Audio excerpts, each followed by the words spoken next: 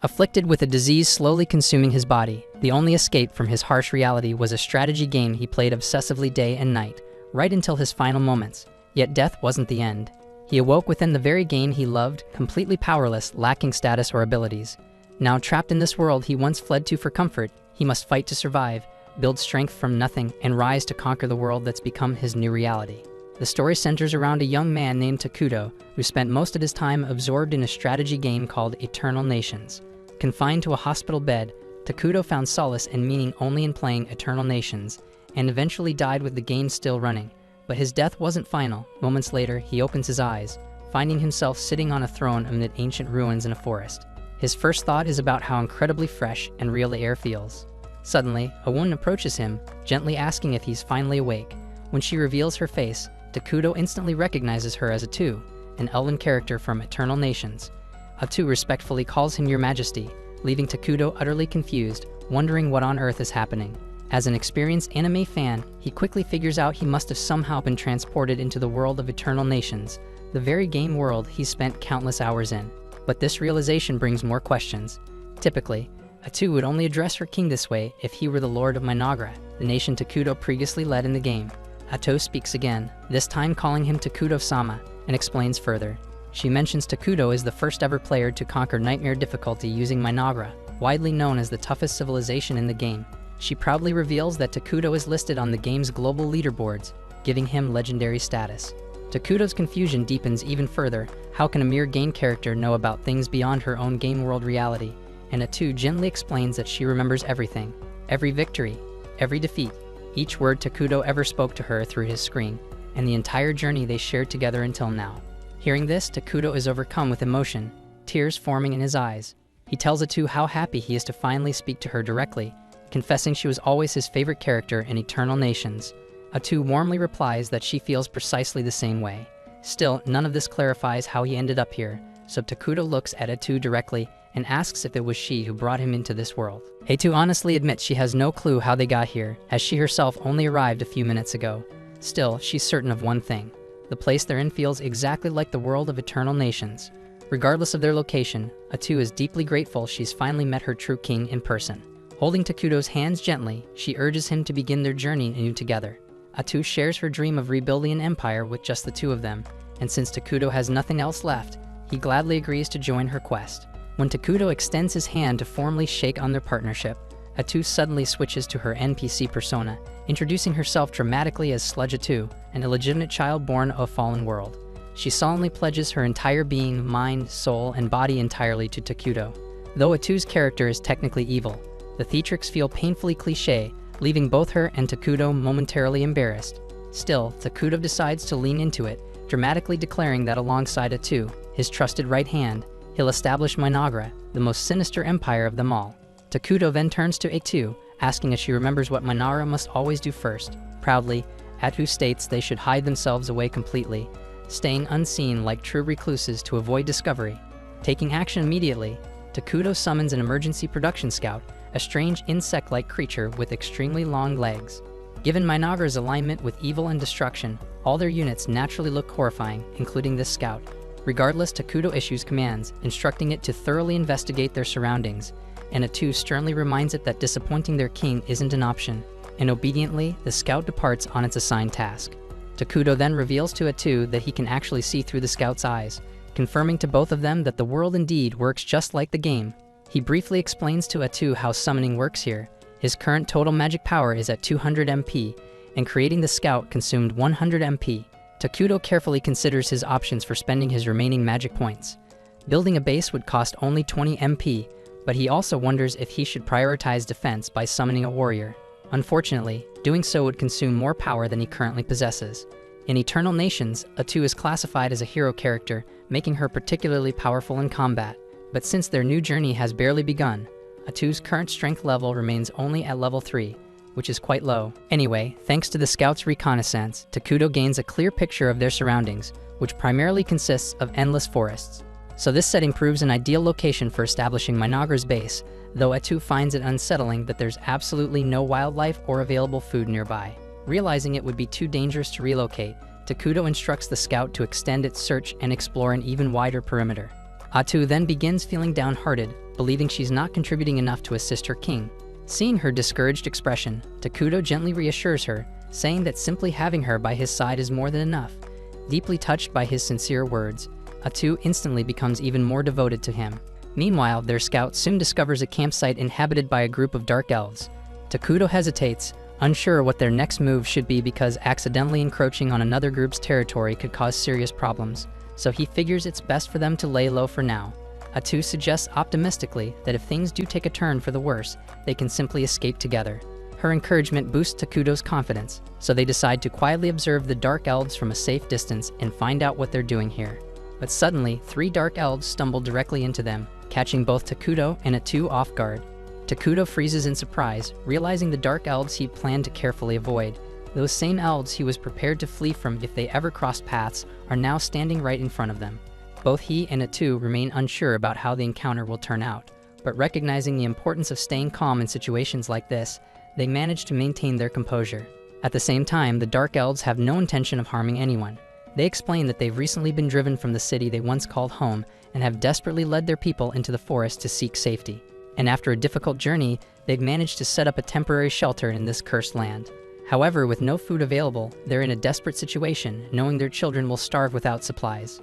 Captain Nagi, leader of the Dark Elves, is currently exploring this bleak forest alongside his soldiers, increasingly worried their journey might have been completely futile since the area seems utterly lifeless. Several of Nagi's men start complaining bitterly, arguing it might have been better if they just stayed and died back in the city, rather than starving out here. They recall grim stories about the forest being cursed by a mysterious man, a place where neither life nor love can ever flourish. Nagi quickly warns them against losing hope, reminding his people that if they falter now, their children waiting anxiously back at camp won't have any chance at all. He firmly reminds them their kids still have faith in them, and that turning back empty-handed simply isn't an option. Still, as Nagi continues forward, he can't help but reflect on his soldiers' grim words. Deep down, he knows they're not wrong. The chances of survival here seem impossibly slim. But as their leader, he can't afford to show fear or give up because his people depend on him to guide them safely through this crisis. Walking deeper into the woods, Nagi suddenly senses the presence of Takuto and Atu. A wave of dread rushes through him, afraid that these unknown entities might attack without mercy and wipe out his entire team.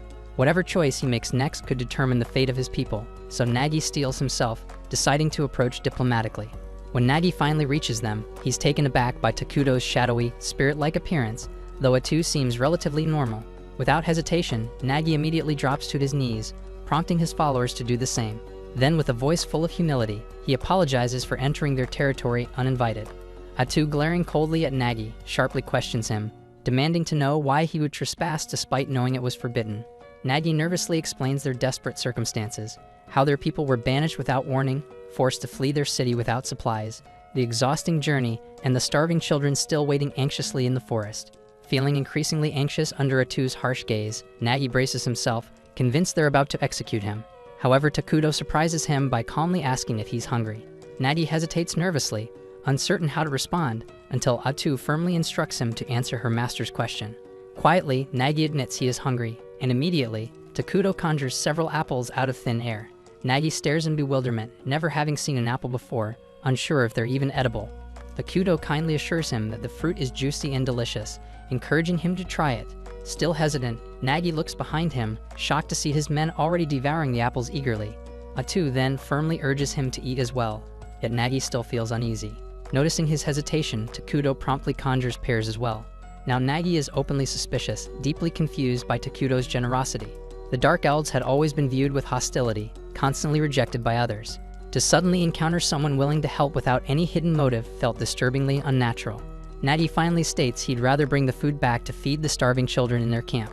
But before he can even finish his sentence, Takuto conjures even more fruit for him. Overwhelmed, Nagi can only feel gratitude and disbelief.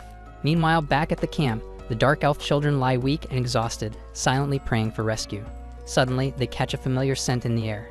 Their prayers are answered because Nagi and his soldiers have returned, bringing with them more food than they've ever seen. Nagi joyfully tells everyone to prepare for a feast, and soon they're all eagerly eating, and the starving children quickly regain their strength. One of the elves then curiously asks Nagi where he got all the food, but Nagi avoids giving details. Instead, he simply tells them fate finally smiled upon them. Yet deep in his heart, he remains haunted by the memory of the mysterious, intimidating figure he encountered in the forest. After the meal, everyone falls into a peaceful sleep, except for Nagi, who remains awake, staring thoughtfully into the fire. As he stands watch, Elder Moltar approaches quietly, gently pulling Nagi out of his deep contemplation. Moltar expresses gratitude for Nagi's efforts, but mentions that the fruit tasted unlike anything he's ever known, even after living 200 years. Nagi nods, agreeing that the fruit definitely tasted strange. Moltar presses him about where the food came from, prompting Nagi to confess they encountered a legendary figure after wandering deep into the cursed forest. Hearing this, Moltar wonders aloud if it was perhaps the King of Ruin, recalling ancient stories about a mythical being said to appear when the world becomes too crowded, destroying everything and returning civilization to darkness. But no one knows if those legends hold any truth, since nobody's ever witnessed it personally. Moltar asks Nagi directly if the mysterious figure introduced himself as the King of Ruin. Nagi admits Takuto never actually introduced himself at all. He only spoke through a servant. Moltar insists there's no way a dark entity like that would offer assistance for free, demanding to know what Nagi promised in exchange. Nagi, however, insists it was purely an act of generosity from Takuto, nothing else.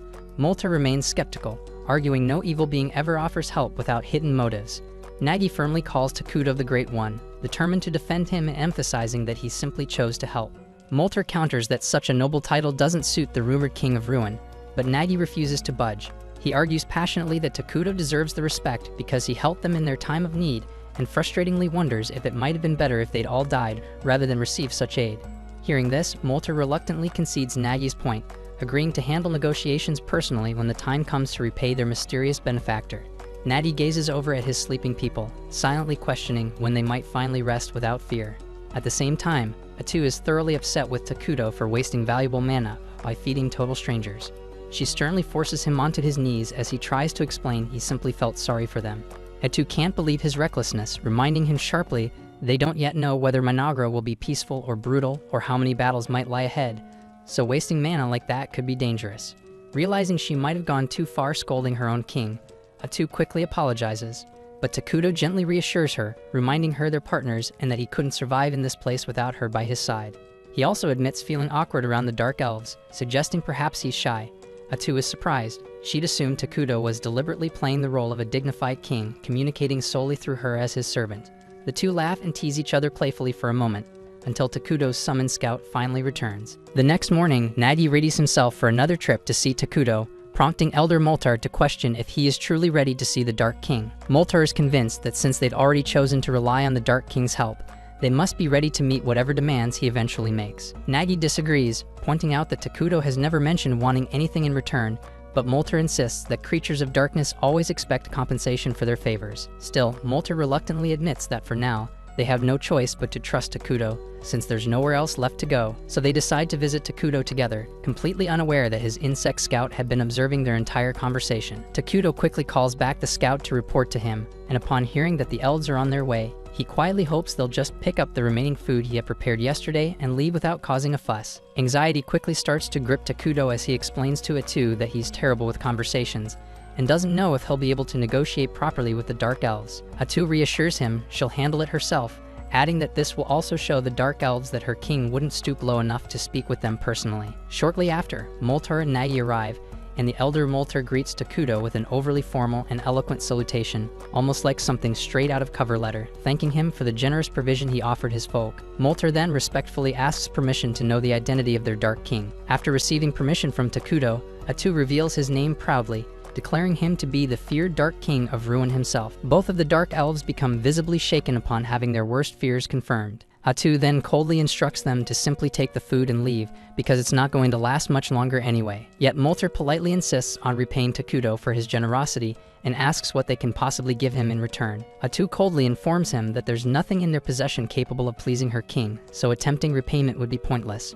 She then questions if the elves even have anything left that they consider valuable at all, causing Moltar to hesitate as he realizes they genuinely have nothing worthwhile to give. Noticing his hesitation, Atu immediately gives him a cold, intimidating stare and suspiciously asks him if he's secretly planning something. Moltar becomes visibly flustered, and Takuto quickly realizes their conversation is going downhill fast, so he immediately signals Atu over to quietly discuss how they should proceed. But Atu becomes frustrated because she thinks Takuto is being way too soft on these two hopeless elves, and she insists these guys have zero clue how to handle negotiations, and if this continues, they'll just turn into an annoying headache later on. So she dramatically suggests killing them both and displaying their heads around the base as a clear warning, but Takudo quickly tells her to stop acting like a psycho. He calmly explains that the elves genuinely seem to want peaceful coexistence and sincerely wish to repay their kindness. Instead of just handing out freebies, he suggests they ask for something small in return, keeping their relations with the elves positive. Atu reluctantly agrees and then tells the elves that her king has generously decided to accept their offer of repayment. Seeing Moltar suddenly relax makes Takudo and Atu both realize he was freaking out earlier because he had totally assumed Takudo would act like a typical villain. Atu scolds Moltar for misjudging her king so harshly, but then she pauses, realizing she doesn't actually know what to ask them for. Thankfully, Takudo quickly comes up with a great idea and suggests that they ask the elves to provide them with information about the world outside this forest. Moltar immediately lights up with relief, promising eagerly that he'll share every bit of knowledge he's gained about the outside world. Atu nods but adds sternly that once Moltar has provided the information, he and his tribe must leave the forest immediately. This shocks Nagi and Moltar deeply, and they quickly plead to be allowed to continue living there under Takudo's protection. But Atu snaps at them to quit pushing their luck if they value their lives. Nagi tries to argue further, but Moltar quickly silences him, admitting they must respect the king's wishes. They begin turning to leave, but watching them, Takudo suddenly feels a pang of guilt for kicking them out like this. He abruptly changes his mind, telling Moltar and Nagi that instead of leaving, they can become citizens of his kingdom. Both elves freeze up completely, stunned by this unexpected kindness, though no one is more shocked than Atu, who can't believe what she's hearing. She immediately questions Takudo's logic, asking what the hell he's thinking. He calmly reminds her about the refugee system from the game, allowing different races to peacefully join their nation. And since dark elves are neutral aligned, he points out they'll easily blend in with their kingdom's evil attribute, making coexistence entirely possible. Atu still isn't totally convinced because evil-aligned species usually end up causing drama among themselves, but Takudo gently refreshes her memory that their main citizens, named homunculi, literally look like humans who got shredded and put back together by a 5-year-old, and there's no way they're going to be hanging out with those creepy things all day. The horrifying image of the homunculi immediately pops into Atu's mind, instantly changing her mind. She quickly agrees and turns to Moltar and Nagi, declaring that Takudo plans to build a full-fledged kingdom soon and is generously offering them citizenship if they're willing to swear loyalty. Moltar hesitates, asking what exactly it means to become their citizens, and Atu bluntly answers that they basically become evil-aligned beings. Still, she assures them with a sly smile that being evil isn't nearly as bad as it sounds. It's actually a lot more fun. Not long after, Takudo and Atu visit the Dark Elves settlement, where everyone anxiously awaits their arrival. They're so terrified that some of the weaker elves pass out at just the sight of Takudo. Calmly, Takudo takes his place on the throne with Atu at his side, who announces clearly to everyone gathered that from now on, they officially belong to their new kingdom Mynoghra. She then asks Takudo if he's certain, and with a confident he says yeah, and then confirms that on his screen, and just like that the Dark Elves are officially citizens of Mynoghra. Atu congratulates them, emphasizing that from now onward, their safety and survival are personally guaranteed by their new king. Nagi wonders out loud if that's really it, because he doesn't actually feel any different, despite supposedly becoming an evil being. Almost immediately, he regrets speaking too soon when a wave of overwhelming hatred suddenly floods through him and the rest of the elves. Painful memories of being persecuted and attacked surge in their minds, filling them with an intense desire for revenge. Seeing everyone suddenly suffering, Takudo softly asks if they're alright, and hearing his genuine concern, Nagi becomes emotional, deeply moved by the realization that someone finally cares about them. With tears streaming down their faces, the Dark Elves start passionately cheering for Takudo, leaving him a little overwhelmed but deeply touched by their enthusiasm. After a few days, Moltar presents a map of the continent to Takudo, who immediately collapses in disbelief. Atu asks what's troubling him, and he simply gestures towards the map, saying their starting location couldn't be any freaking worse.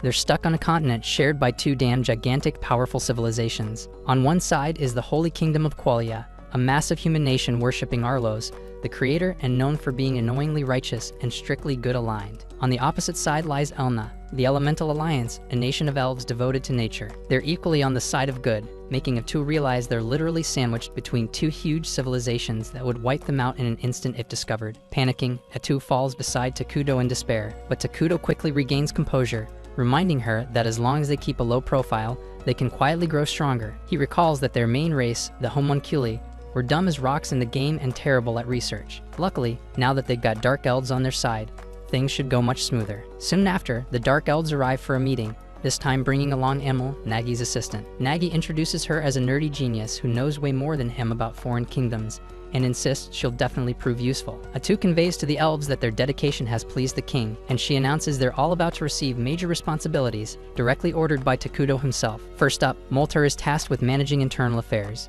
Atu said she expects big things from him, especially since she learned he knows magic too. Next, she appoints Nagi as the head of Mynoghra's warriors, charging him with building a powerful military for defense. When she leads recruitment up to him, Nagi gets way too excited, shouting dramatically that he'll destroy all their enemies and proudly mount their heads as trophies. But Takuto's already feeling queasy at the gruesome imagery. He quietly remarks that war is barbaric, and Atu clarifies for the confused Nagi that their king actually prefers peace, so he needs to chill out with the killing talk. This just confuses Nagi even more, who wonders what kind of dark king of ruin is into peace. Moltar, seeing Nagi's confusion, sarcastically teases him and confidently states that, unlike Nagi, who clearly has more muscles than brains, he himself will prove far more useful to Takuto. Nagi immediately takes it as a challenge, boasting loudly to Takuto that he's young and full of energy, ready to tirelessly serve the king without rest. Atu completely misunderstands their little competition as genuine dedication, mistaking them for workaholics instead of two idiots desperate for Big Evil Daddy's approval. She turns to Takuto, asking if they should send them on a resource-collecting mission, but Takuto suggests a better idea, beautifying the land and building proper homes. Atu immediately relays this to Moltar, instructing him to gather timber for building, but to make sure he doesn't ruin the beauty of the forest. Moltar eagerly agrees, boasting that dark elves were originally forest dwellers anyway, so he'll handle it perfectly. Takuto then adds that they should reforest the areas they clear, causing confusion among the elves who've never even heard the term before. Realizing this world might be more primitive than expected, Takuto cautiously asks if they're familiar with military magic or the 6 major elements. Moltar replies that he's only heard of 4 major elements, while Emil admits she's never even seen military magic being used by any kingdom. Takuto and Atu exchange looks, realizing they've hit a jackpot. This world is even less advanced than they thought, giving them a huge advantage to leap ahead quickly once they implement advanced magical technology. Atu patiently explains that reforesting means rapidly regrowing new trees to replace ones they'd cut down, using magic. The elves mention they do regrow trees naturally, but admit they never considered using magic to speed things up. Atu describes how reforesting employs the 6 major elements to rapidly grow new trees,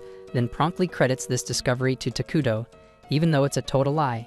She starts glazing Takuto shamelessly, bragging about how he even created those special fruits the elves ate earlier, especially mentioning that grapes are her personal favorite. Emil excitedly confirms Atu's words, then says that she also planted some grape seeds, and they've actually started sprouting. Takuto himself is stunned by this revelation, not expecting earth-based fruits to grow so easily here. Suddenly inspired, he quickly tests his theory by magically creating a coin from earth. When it works, he's thrilled to realize he could potentially introduce advanced technologies like gunpowder, drastically accelerating the growth and superiority of his civilization compared to others.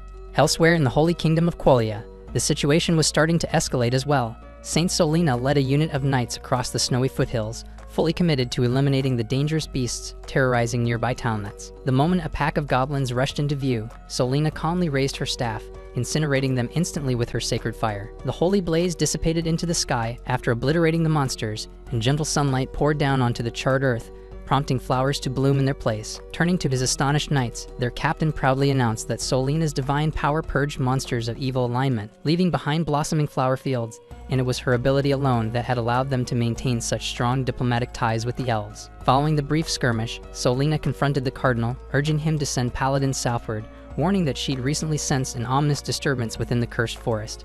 But the cardinal flatly refused, claiming the cursed forest sat the far edge of the continent, and deploying paladins there would require special authorization from those above him. Unfazed, Solina firmly warned him that she would personally handle the matter if no troops were sent. Initially, the cardinal tried pushing back, but quickly caved under her icy glare, promising instead to send whatever limited forces he could personally command. Meanwhile, back in their own domain, Takuto and Atu were focused on developing their newfound territory, beginning by constructing decent homes for the Dark Elves. They'd already thrown together a makeshift throne room around Takuto's throne, and he was thrilled by the idea of finally hosting important meetings with the prominent members of his kingdom. Right then, Moltar, Nagi, and Emil entered, ready for action. Atu informed them that it was about damn time to kick off their first official council meeting. But before the meeting could start, Emil eagerly approached Takuto, revealing a gift, an elegant new outfit that, to his mild embarrassment, was dangerously close to femboy territory. Still, Takuto gratefully accepted the new clothes, admitting his old garments were getting embarrassingly filthy, and thanked the elves sincerely. Oddly enough, the elves couldn't see any visible change in his appearance,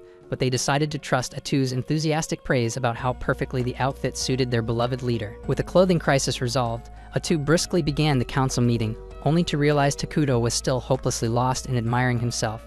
Slightly annoyed but unsurprised, she chose to carry on the meeting herself, casually suggesting she consult Takuto whenever his actual input was needed, and Takuto happily agreed to her suggestion, fully content to keep silently fawning over his own fabulousness. As the meeting begins, Molter immediately asks Atu about the type of buildings they ought to prioritize. So Atu confidently suggests they start with food production facilities and promptly reveals a disturbingly grotesque plant, announcing that it will serve as their primary food source for now. The elves visibly cringed, barely able to hide their disgust, before hesitantly asking Atu what the hell that horrific thing was supposed to be. With unsettling enthusiasm, she informed them it was called the flesh plant, a unique delicacy of their civilization. According to Atu, it produced meat that tasted disturbingly similar to human flesh, but was incredibly nutritious. Horrified by this revelation, the elves quickly clarified they weren't exactly into eating people. Atu assured them the flesh plant was just a temporary solution for their food shortage, and soon enough they'd have far less disturbing options available. After that unsettling announcement, she explained they'd also need storage units and administrative buildings near the farms, so Emil promptly volunteered to oversee those structures. Next, Atu shifted gears to the next crucial topic on the agenda: research. She emphasized that obtaining cutting-edge tech was absolutely critical for a fledgling nation like theirs. Molter, intrigued, asked her specifically what sort of technology they should focus on, and Atu excitedly revealed their target would be magical tech. Takuto practically lit up with excitement upon hearing that, and Molter eagerly declared that as a skilled mage, he put in his best effort to impress their king. He followed up, asking precisely what kind of magical tech they should aim for, and Atu enthusiastically revealed they'd dive straight into military magic research. She explained that standard attack spells were pitifully limited, barely managing to handle a handful of enemies, while advanced military-grade magic could annihilate entire cities or even reshape terrain to their advantage. Molter, now fired up, immediately agreed to round up all magically gifted elves and begin working on groundbreaking magical spells that hadn't even appeared yet in their world. Then Atu moved on to the final topic of the meeting: their military strategy. Nagi perked up instantly, excited that it was finally his turn to shine, but Takuto quickly burst his bubble by bluntly stating they wouldn't heavily invest in their military right now.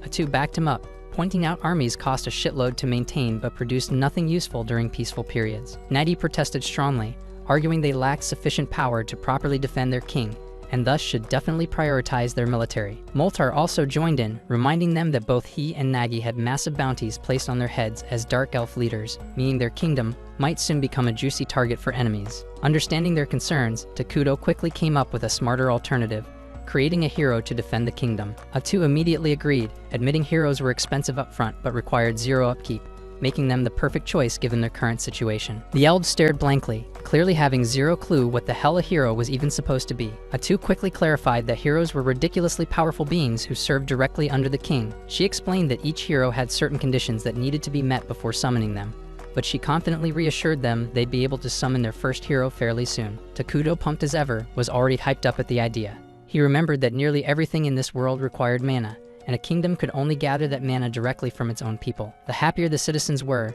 the more mana they'd produce, and Takuto made a silent vow right there. He turned this kingdom into the happiest damn place on the entire planet. At the same time, far away in the holy kingdom of Qualia, a junior paladin named Lornias had just gotten the dubious honor of being selected for an investigation team heading straight into the notorious Cursed Forest. Accompanying him was a veteran paladin named Wordle, whose favorite pastime was clearly making Lornias's life a living hell with his constant teasing. Wordle immediately started bitching about the tiny size of their investigation unit, consisting of only 2 paladins and a handful of mercenaries. He grumbled loudly about how the church should seriously start taking Saint Solina's prophecies more seriously. Lornias cautiously agreed, though he was painfully aware nobody could predict what the higher-ups had planned. One thing he did know, though, was that if they managed to pull off this investigation, they'd receive huge rewards, but if things went south, his head would definitely be the first on the chopping block. Back in Mynoghra, Takuto strolled through the developing kingdom, inspecting the early stages of his civilization with a deep sense of nostalgia. It was a scene he'd witnessed thousands of times before, but always through a screen, never in person. This time, he was right in the thick of things. Emil eagerly gave him a detailed tour, proudly explaining that dark elves excelled at constructing treehouses, although right now the housing project was crawling along since the elves had prioritized cultivating the flesh trees. Fortunately, the grotesque flesh trees seemed to be thriving nicely, and they'd already managed to build storage and administrative facilities. Emil also mentioned that they discovered a freshwater spring close by and were now trying to find ways to draw water from it. Meanwhile, Moltar and a bunch of other mages had been grinding hard on their magic research in a recently completed lab. Hearing all this progress made Takuto feel genuinely relieved, but he was particularly delighted to hear that the elves were proactively handling things like seeking out water sources on their own. Seeing the elves, who had looked utterly drained when it first arrived, now smiling happily was a huge relief. When Takuto shared his joy with Emil, she suddenly burst into tears of happiness, completely startling him. Takuto panicked momentarily at the unexpected meltdown, but thankfully Emil quickly regained her composure and continued the tour as if nothing had happened. Next, Emil guided Takuto and Atu toward the Flesh Tree Farm. With noticeable excitement, she explained that, thanks to the tools Takuto had generously provided, they'd soon be able to enjoy their very first harvest. After that, Emil guided them toward the freshwater spring the elves had discovered earlier, but immediately noticed the vibe was totally different this time around. Instead of clear, sparkling water, it had turned murky and dark, leaving Emil visibly crushed, assuming it had become unusable. Before Atu could even explain why that wasn't the case, Moltar and Nagi also arrived to check out the water. Both of them quickly agreed with Emil, believing the spring had been ruined, but Atu just casually scooped up some of the gloomy-looking liquid and took a long sip, assuring everyone that it was perfectly safe. Atu then clarified that the spring only looked creepy and unsettling because it had officially become part of Mynoghra, all thanks to a neat little feature known as cursed terrain. Takuto chimed in, gently telling the elves to take a deep breath. As soon as they inhaled the gloomy air, they were instantly energized, their minds clearer and their bodies revitalized. Atu happily explained that cursed terrain grants bonuses to any creatures aligned with evil, while severely messing up anyone with neutral or good alignment. Since the Dark Elves were now officially part of Mynoghra, and therefore had evil alignment, the water posed no threat whatsoever. Natty cautiously took a sip himself, confirming her words. Atu added that soon enough, the entire forest would transform into this sinister-looking cursed terrain. Regardless, Takuto immediately started worrying aloud, pointing out that cursed terrain stuck out like a sore thumb. Moltar nodded gravely, agreeing that once the entire forest turned this ominous shade of creepy, they'd become easy targets for their enemies. Naturally, Natty jumped at the chance to once again insist they desperately needed an army, but both Takuto and Atu reassured him again that their solution was to summon a hero. Moltar, still clueless about what exactly a hero was, pressed for more explanation. Atu decided that a hands-on demonstration would be far more effective than another lecture. Without warning, Atu released a bunch of pitch-black tentacles from her back, effortlessly slicing through the nearby trees like they were toothpicks, before revealing smugly that she herself was a hero. She casually mentioned that she only had about 1% of her full power available, yet she could still obliterate entire armies on her own. Takuto eagerly hyped heroes up even more to the stunned elves, bragging that heroes were truly badass, continuously growing stronger with no effort at all. Realizing he'd gotten a bit carried away, he quickly shifted the conversation and scolded Atu lightly, telling her that showing off didn't require chopping down innocent trees and insisting she clean up the mess afterward. The elves, however, were beyond impressed. They immediately declared Takuto an amazing ruler for having subordinates powerful enough to cause such casual devastation. Fired up, they decided that they absolutely had to construct a magnificent palace worthy of such a king. Takuto awkwardly protested that he didn't really need anything grand right now, but the elves refused to budge, insisting there was no way in hell they'd let their esteemed king live in ordinary homes like theirs. Atu sided with the elves, pointing out that constructing a palace would boost everyone's morale. Unable to argue with that logic, Takuto relented, admitting that while his real dream was a badass flying fortress someday, he'd settle for a regular palace for now. Elsewhere, the investigative team commanded by Lornias and Wordle has finally set out southward toward the cursed forests. Wordle remains disgruntled by their limited numbers, prompting Lornias to remind him this was genuinely the best the Empire could offer, given that most troops were tied up with the turmoil in the north. It turns out a swarm of malicious creatures had unexpectedly appeared across the northern lands, attacking villages and setting everything ablaze. Naturally, any available reinforcements were immediately sent to manage that catastrophe. Hearing this, the mercenaries start chatting amongst themselves, muttering how rough it's going to be for the poor bastards sent north. They all feel relieved they dodged that assignment even if the pay was sweet, because word is, there's a terrifying witch mixed up in that mess, and they'd rather steer clear of anything involving a witch. Lornias, curious about this witch rumor, later corners one of the mercenaries, a guy named Bargo, to ask about it. Bargo admits the rumor is that a single witch is behind all the northern chaos, but Lornias dismisses the idea outright, saying no single person could possibly control that many monsters. Bargo quickly agrees, figuring it must actually be some sort of cult activity, but then Wordle chimes in, telling Bargo to shut his mouth before he accidentally curses them all. Lornias then snaps at Wordle,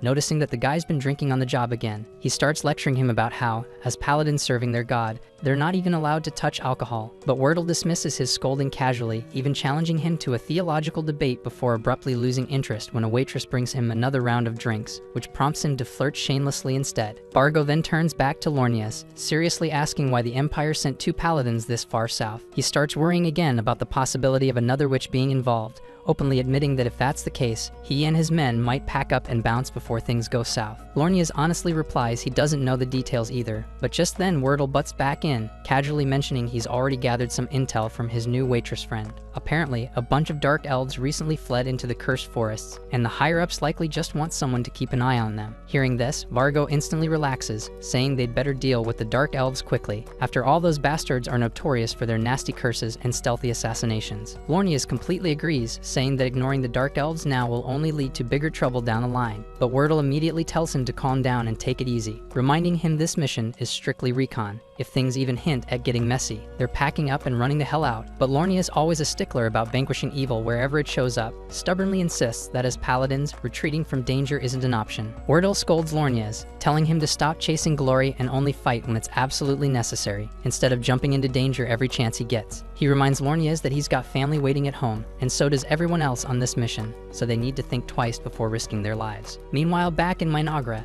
the first harvest from the flesh trees is finally ready, sitting atop a massive altar at the center of town. Takuto stands in front of the fruit pile as all the dark elves watch him intently, eager to see what's about to go down. Suddenly, Takuto channels his mana directly into the fruits, and right before everyone's eyes, they transform into a giant bug monster. The elves are utterly blown away, amazed that Takuto just created life from a bunch of weird fruits. Atu immediately starts hyping him up, boasting that this miracle isn't even 1% of Takuto's true power. She tells the elves that with their ongoing devotion, Takuto will become even stronger and pull off even crazier feats, and they erupt in cheers for their king. Later on, Takuto returns to his throne, relieved that he successfully managed to produce a bug monster in exchange for food. Though it was a standard feature in the original game, he still doesn't fully grasp how exactly this mechanic works out in the real world. However, Atu tells him they shouldn't sweat the details, since they've now established a reliable method to produce more creatures to serve the kingdom. She excitedly adds that it's about time they moved on to the next phase of their plan, and Takuto agrees, mentioning he'll summon a hero as soon as they've stockpiled enough mana. Excited, Atu asks who he plans to summon, and Takuto casually replies that he's thinking about calling Isla Queen of the Bugs. Atu nods, saying that's definitely a solid choice, while Takuto enthusiastically starts explaining Isla's perks. She can buff all insect-type monsters,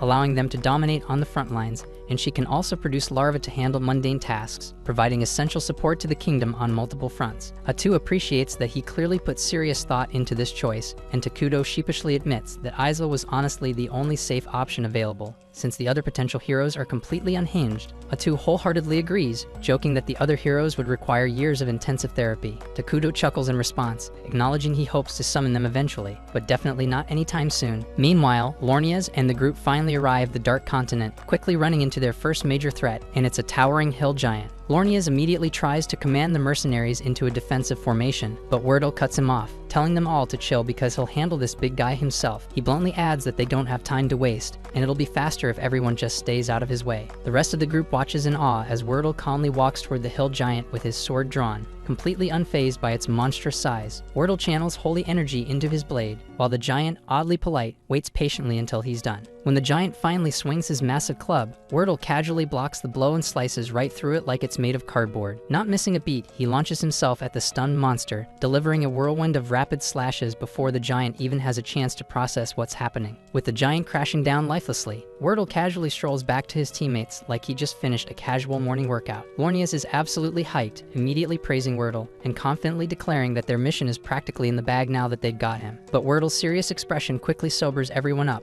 making Lornias uneasy with his skepticism. Meanwhile, back in Mynoghra, Takuto is happily munching down on a burger when Atu gently nags him to eat something healthier. Takuto playfully protests, reminding her that he's spent way too long in the hospital surviving on boring, flavorless health food, so now he's determined to explore all the tasty junk food life has to offer. He then gets a little worried when he realizes Atu herself has been surviving exclusively on salads for days, but she reassures him that this diet suits her just fine. They chat for a while about how quickly construction has progressed lately, when Takuto suddenly remembers something important. He asks Atu to call Moltar and the others once they're finished eating, since the new scout bugs they recently created have completed mapping the nearby areas. He reveals that he's planning to deal with a human settlement they discovered nearby, asking Atu first to confirm if the town belongs to the Holy Kingdom of Qualia. She's fairly confident the settlement is independent and aligned neutrally, which is a huge relief for Takuto, since it means negotiation might actually be possible. Takuto optimistically hopes nothing disastrous occurs during their interaction, and Atu jokes that he's definitely jinxing them by even mentioning it. Takuto laughs confidently, assuring her nothing crazy like that could happen. But of course, at that very moment, he receives an urgent message from one of the bugs. An armed group is heading directly toward their forest. Takuto instantly grows serious, instructing Atu that they should try resolving things peacefully if possible, but if push comes to shove, they better be prepared to throw down. At the same time, the armed group making their way into the forest is none other than Lornia's and Wordle's crew. As they push deeper, Wordle suddenly raises a hand, signaling everyone to stop because he's sensed someone's presence approaching them. Sure enough, Atu emerges from the trees wearing dark clothes that completely conceal her identity. Wordle immediately demands she identify herself, and Atu calmly claims she's a dark elf who's found refuge here alongside her people because there's nowhere else safe for them to go. Wordle acknowledges her situation but bluntly tells her to step aside because their group has orders to investigate this forest. Atu firmly responds that they shouldn't go any further, causing Wordle's instincts to flare up, sensing something shady going on. But before he can say more, Lornias rudely jumps into the conversation, yelling at Atu and demanding how she dares disobey a servant of God. Wordle sharply snaps at him,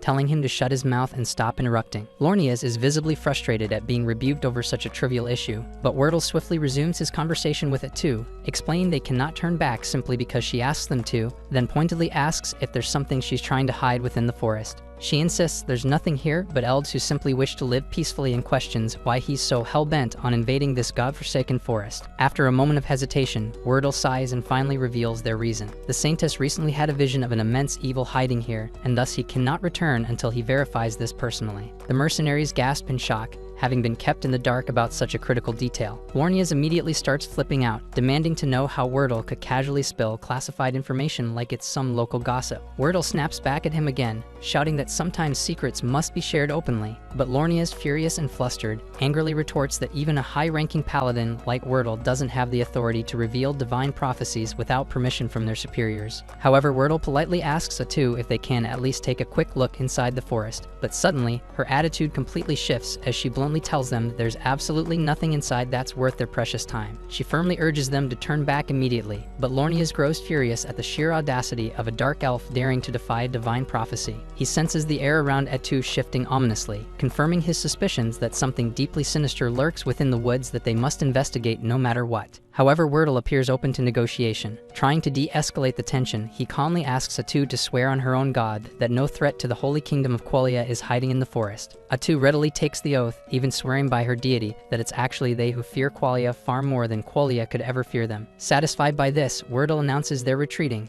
much to Lornias' complete disbelief. Lornias immediately protests, insisting it's blatantly obvious that the woman is hiding something crucial. But Wordle just snaps at him, calling Lornias a faithless coward and telling him to stop projecting his own paranoia onto others. He declares that they found absolutely nothing of concern, officially ending their investigation. With that, Wordle begins walking away confidently, but Lornias has finally reached his boiling point. Refusing to let Wordle make another reckless decision, he sternly informs Wordle that he's officially revoking his authority as a high paladin for casually spilling a divine prophecy to an enemy and abandoning his sacred duties. He swiftly orders the mercenaries to follow him deeper into the forest to uncover the evil hidden within. Bargo quickly agrees, mostly because Lornias is the guy signing their paychecks, and there's no arguing with money. Atu desperately pleads with them one final time to stop, but Lornias coldly ignores her and commands his men to capture her immediately, even as Wordle shouts at him not to escalate the situation further. Atu lets out a weary sigh, sadly acknowledging that peaceful negotiations have collapsed into utter failure. Seconds later, the mercenaries suddenly find themselves skewered on Atu's spikes, transformed into human kebabs before they can even blink. Lornias himself was knocked out, and when he woke, he never even comprehended what hit him. And the only one who did see everything and is still alive is Wordle, and he shouts at Lornias that they're dealing with an actual freaking witch. Atu then calmly sheds her disguise, remarking regretfully how unfortunate it was that peaceful talks had to end so violently. Apparently, a few more of those jerks are still kicking, prompting Wordle to immediately shout for somebody to hurry back and alert the kingdom about this nightmare. But Bargo quickly dismisses that idea, pointing out that every messenger they had now becomes pierced like a shish kebab. Besides, the remaining mercenaries are nowhere near fast enough to escape, especially with Atu currently busy skewering anyone who tries to leave. With zero options left, Wordle tells everyone to grab their damn weapons because now they've got no choice but to fight. He commands the mercenaries to unload everything they've got, so they fire a volley of arrows, but Atu effortlessly deflects them all like she's brushing lint off her coat. Wordle curses his luck, knowing full well that the absolute last person he wanted to go up against was Atu. And funny enough, she's just as annoyed to be dealing with him. She makes it painfully clear this entire situation is Lornias' fault, because if they had just agreed to leave the forest alone, she would have let them walk away. But no, Lornias had to get all noble and Dan self-righteous, and now she's got no choice but to kill him. Lornias finally realizes he screwed up royally and turns to Wordle, asking if he even knows what the hell this freaking thing really is. Wordle admits he suspected something was off from the moment they first saw her, which is exactly why he wanted to leave without throwing hands. But now that he's seen her true form up close, he's certain Atu is a witch, but not the storybook kind either, because a witch in this world is a certified Calamity class monster, officially recognized as a national level threat. Someone like her is way out of the mercenaries league,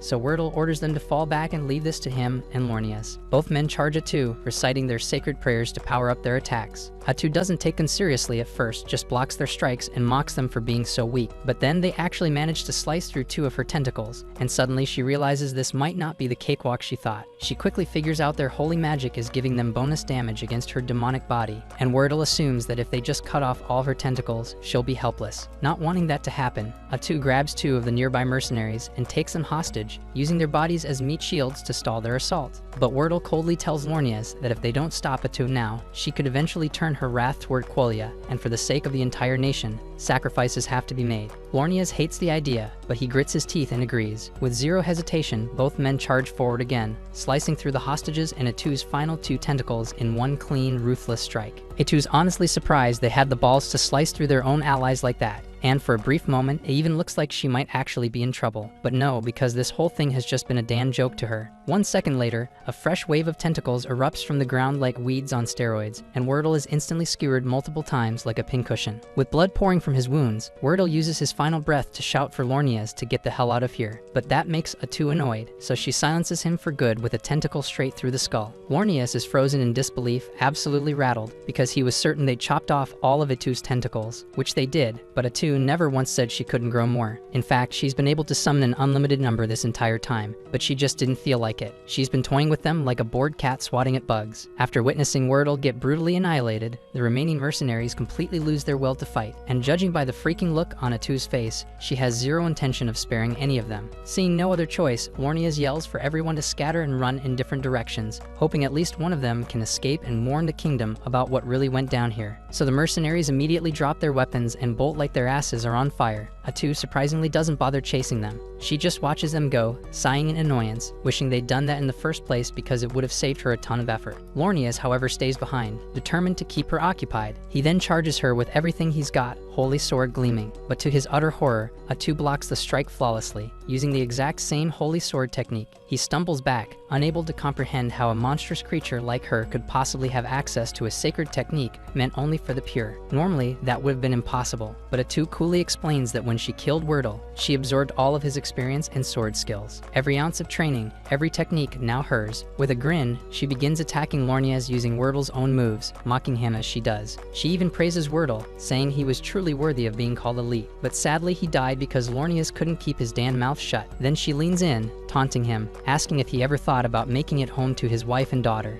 That's when the blood drains from Lornias' face because he never said a word about his family. That's when it hits him. She didn't just take Wordle's skills, she took his damn memories too, and if Atu can do that, then every kill just makes her even more terrifying. She then casually asks Lornias if he's curious about Wordle's final thoughts before she finished him off. Turns out, unlike a selfish bastard like Lornias, Wordle was genuinely concerned for the lives of his men right up until his last breath. Lornias desperately tries defending himself, saying the other mercenaries have already fled to report back to the kingdom, claiming their mission wasn't a complete disaster. But Atu just chuckles coldly, calmly telling him all those mercenaries are already dead. She admits she wasn't in the mood to chase them herself, but that didn't mean she just let them run off. Besides, she never said she was alone. She'd already ordered her dark elves to hunt down every single merc who tried to escape, and now they're nothing but corpses in the dirt. Lornias is hit by a wave of despair, realizing he's the last one standing. Driven by panic, he takes one final, pathetic swing at Atu's head, and she savors every bit of his agony. Within seconds, she's effortlessly subdued him, but instead of ending him right away, Atu cruelly twists the knife, vividly describing how things could have turned out if he'd just listened to Wordle. They would have all safely returned home, and Lornias would have seen his wife and daughter again, spending the rest of his life happily oblivious to any horrors lurking in the forest. But no, Lornias had to play hero, so now she's going to kill him, and then she's gonna hunt down his family too, just because she can. Atu reveals she can easily pluck the image of his wife and daughter right from his memories, names, faces, address, everything, and she's absolutely petty enough to follow through. Hell, she might even slaughter every single person living in the villages Lornias passed on his way here. And while each of them is dying the most painful death imaginable, she'll make damn sure they know it was Paladin Lornias who brought hell down on them. Lornia screams, desperately begging her not to do it, but Atu's already bored of his whining, finally putting an end to him just to shut him up. Right after Lornia's hits the ground, Natty comes up to inform Atu that all the escaping mercenaries have been dealt with, so there won't be any survivors to spread word of today's events. Atu calmly thanks Natty for his efficiency and instructs him to handle disposing of the corpses too. But before Atu can leave, Natty hesitantly asks if she's serious about her plan to slaughter Lornia's family and anyone he's ever crossed paths with. Atu just laughs, saying she was just talking smack to scare the hell out of Lornia's before finishing him off. She clarifies that mass genocide is way too exhausting, and besides, she's a self-proclaimed peace lover. So starting pointless fights is just too exhausting for her tastes, and she's not about that life unless someone forces her hand. With that out of the way, she cuts the chat short because she urgently needs to talk to Takudo. Moments later, Atu approaches Takudo and shares something odd she noticed before the fight. Wordle called her a witch despite her clearly being classified as a hero. He also rambled something about a witch causing trouble up north. Takudo is confused because there was never any witch class in the game they came from, prompting Atu to suggest that this world must differ significantly from the one they're familiar with. Takudo nods thoughtfully, having already suspected that. While many of the game's mechanics remain intact, they're better off assuming the underlying rules have fundamentally changed. Luckily, the differences aren't entirely negative, because Atu's ability to absorb skills from those she kills has gotten a massive upgrade. Now she also inherits fragments of their memories, which allow them to gather valuable intel from Qualia's scouting team. And according to those memories, Qualia is currently distracted by the northern disturbance, meaning Mynoghra won't be on their radar anytime soon. Still, the complete annihilation of their scouting party is bound to raise some red flags, prompting Qualia to eventually investigate. Takudo's fully aware of that risk, but since Qualia knows nothing concrete about Mynoghra yet, he's confident they won't jump straight into a fight unless their leaders have the IQ of a potato.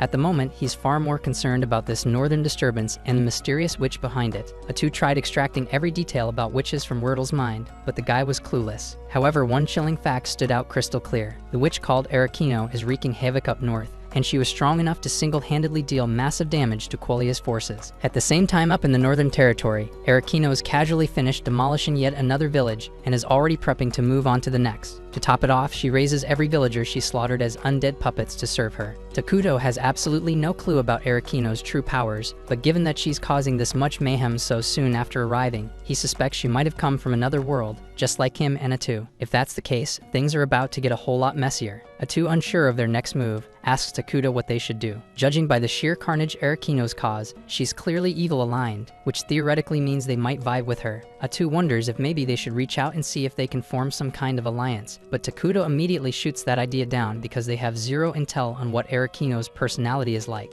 Atu is frustrated that things had to spiral out of control right when Mynoghra was finally hitting its stride. Takudo reassures her that Arakino is still far away in the north, meaning she's not their immediate headache. Still, these threats have shown that Mynoghra desperately needs stronger defenses, so Takudo decides he's got to summon another hero and fast. Initially, he had planned to choose Isla, but considering recent developments, he'll probably have to go for a more combat-oriented option. Plus, his original strategy of staying hidden might need rethinking, especially with unpredictable threats like Arakino popping up, so they'll need a legit alliance soon. And Qualia is obviously out of the question after Atu brutally wiped out their paladins, but the nation to the east looks promising. They're neutral, haven't interacted with Mynoghra yet, and seem like potential ally material. So once the palace construction wraps up, Takudo plans on heading over there himself to size them up and see if teaming up is viable. At the same time, over in that very same eastern city, they're getting slammed by a barbarian attack. Fortunately, their badass staff wielder annihilates the attackers effortlessly with a massive lightning strike. Citizens start cheering and praising her for protecting them, but she quickly reminds everyone it's way too early to celebrate because there's clearly a lot more trouble on the horizon.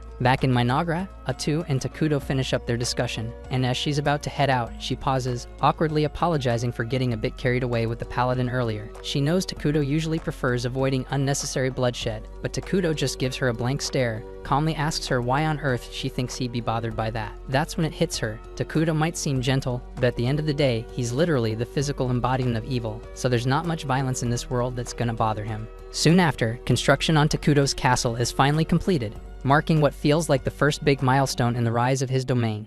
The sight makes his heart leap. After all, having a grand residence has been a quiet dream of his for years, so Atu smiles proudly and vows that one day the castle will soar high enough to pierce the sky. But then, all the talk about halls and courtyards prompts her to notice an awkward detail. Despite being the monarch, Takudo doesn't have a single personal attendant. He's never given it much thought, but Atu points out that a ruler without at least one aide looks strange. She then asks him what kind of servant he prefers so she can begin searching for a suitable candidate. Takudo answers with a shy smile that anyone is fine as long as they are easy to speak with, since he is terrible at conversation. He has barely exchanged more than a few words with the Dark Elves since arriving, which Atu says is mostly because he comes off to them like a dense cloud of gloomy energy. Even so, she tells him to relax because she already has a perfect plan in mind. Her enthusiasm makes his stomach knot, yet he swallows the worry and decides to let it play out to see what she does. Atu promptly calls Nagi, Moltar, and Emil, and orders them to assemble every little girl in the village because the king desires them. Takudo and Moltar both freeze at the wording, and Moltar, trying to be fair, asks why she issued such a command. Atu's reasoning is that younger girls would be gentler partners while Takudo practices small talk, but instead of saying it plainly, she blurts that Takudo likes little girls. That goes too far, so Takudo cuts her off before she adds anything worse, and tells her to explain herself properly without making him sound like a lolicon. Once the full explanation is out, Moltar and the others exhale in relief, since the king only wants an approachable attendant. He requested younger candidates because the kingdom is short on manpower, and he refuses to pull skilled adults from vital work just to serve him. Children who are not doing heavy labor yet seem like the least disruptive option, which is why he asked for them. Impressed by how considerate he is, Moltar's group agrees to bring suitable children to meet him, and Takudo actually feels hopeful about finally having people he can talk with each day. There is one detail he forgot to account for, and it hits the instant the kids arrive. To ordinary villagers, he still looks like a disaster in human shape, his aura heavy enough to spook anyone, so the moment the children see him, they burst into tears. Takudo feels crushed after the fiasco with the children. In seeing his expression, Atu turns to Moltar and asks if there are any little ones who wouldn't burst into tears at the sight of their king. But given how things stand, Moltar cannot name a single safe choice. Nagi then asks whether Takudo has met the twins yet, but Moltar admits that he kept them away because he doubted they would be suitable attendants. Their history is rough, and he feared they might accidentally offend the king. But options are running thin, so Atu tells him to call them in regardless. A short while later, the twins step into the hall and introduce themselves as Karia and Maria. Karia bows with careful respect, voice steady, while Maria talks to Takudo in a breezy, familiar tone like she is chatting with an old friend. Atu reads the weariness in their eyes and the wariness in their posture, then gently asks Karia about the sores on her skin. Karia says they came from an illness, and Moltar explains that she suffered through a plague some time ago. The sickness has passed, but the marks it left behind did not fade. Atu asks what scarred Maria, and Karia answers that her sister endured something cruel and has never been the same since. Atu asks what she means, so Maria answers without hesitation that she ate her mother. The words hit like a slap, far worse than Atu expected, so she turns to Moltar for an explanation. He says he is not proud of what happened, but in that moment it was the only path left, and the Dark Elf tribe still honors the sacrifice that Karia and Maria's mother made for them. Hearing that, Takudo remembers the long exile across brutal ground after the elves were driven out. In marches like that, hunger becomes a tyrant, and sometimes survival demands impossible choices, and the thought leaves his chest so tight. Being forced to eat her own mother cracked Maria's view of the world. The small grace is that she shows no fear of Takudo at all, though Atu is uncertain she would make a stable attendant. But while Atu weighs the idea, Maria pads over to the throne. Standing close, she peers up and says he looks white to her. Takudo blinks at that, surprised since almost everyone else describes him like walking darkness, but Maria sees something different. With a smile, he asks if she would be willing to serve as his attendant and look after him, and Maria nods and says she will try her best. So Takudo formally appoints her as his servant, and also as a candidate for leadership within the Great Mynoghra. Atu is astonished because that is the longest back and forth Takudo has ever managed with anyone besides her. But despite Maria seeming willing, Karia has barely spoken, so Takudo gently asks for her thoughts on the offer. Karia says that as Maria's younger sister, she is duty-bound to stay at her side, and if Maria wishes to serve as Takudo's attendant, then Karia will stand with her and do the same. The answer makes Takudo visibly happy, and he tells them that starting today, they are responsible for looking after him, while Nagi and Moltar trade uneasy looks at the choice. When the others file out, Moltar approaches the throne and says there is something he must share about the twins. Since the day their mother died, they have not been able to feel even the smallest emotion, as if their hearts shut tight to survive. Keeping them as attendants will bring its own set of problems, yet Moltar asks that Takudo meet those challenges with patience and tolerance until the girls slowly open up again. The next morning, Maria and Karia begin their official service, and the hiccups start right away. Maria walks in with a glass of water, catches her own toes, and splashes the whole thing on Takudo. Karia quickly offers a cloth, apologizing for her sister's slip, because this is not the only time something like this shit has happened. But Takudo calmly says it is fine, and that he is not angry. Moments later, Atu enters, disappointed to see that Maria has botched another simple task, but Takudo asks her to go easy on them.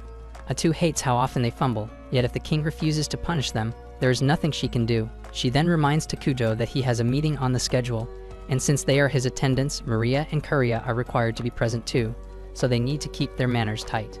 The council gathers soon after, and Emil delivers the first report. She oversees construction, and with the palace finished, they now have a surplus of workers available. There is also a large stock of materials still in storage, so they are in a strong position to launch another project right away. Takudo and Atu back Emil's recommendation and authorize construction of a clinic at once, since they urgently need a place that safeguards the health and safety of Mynoghra's citizens.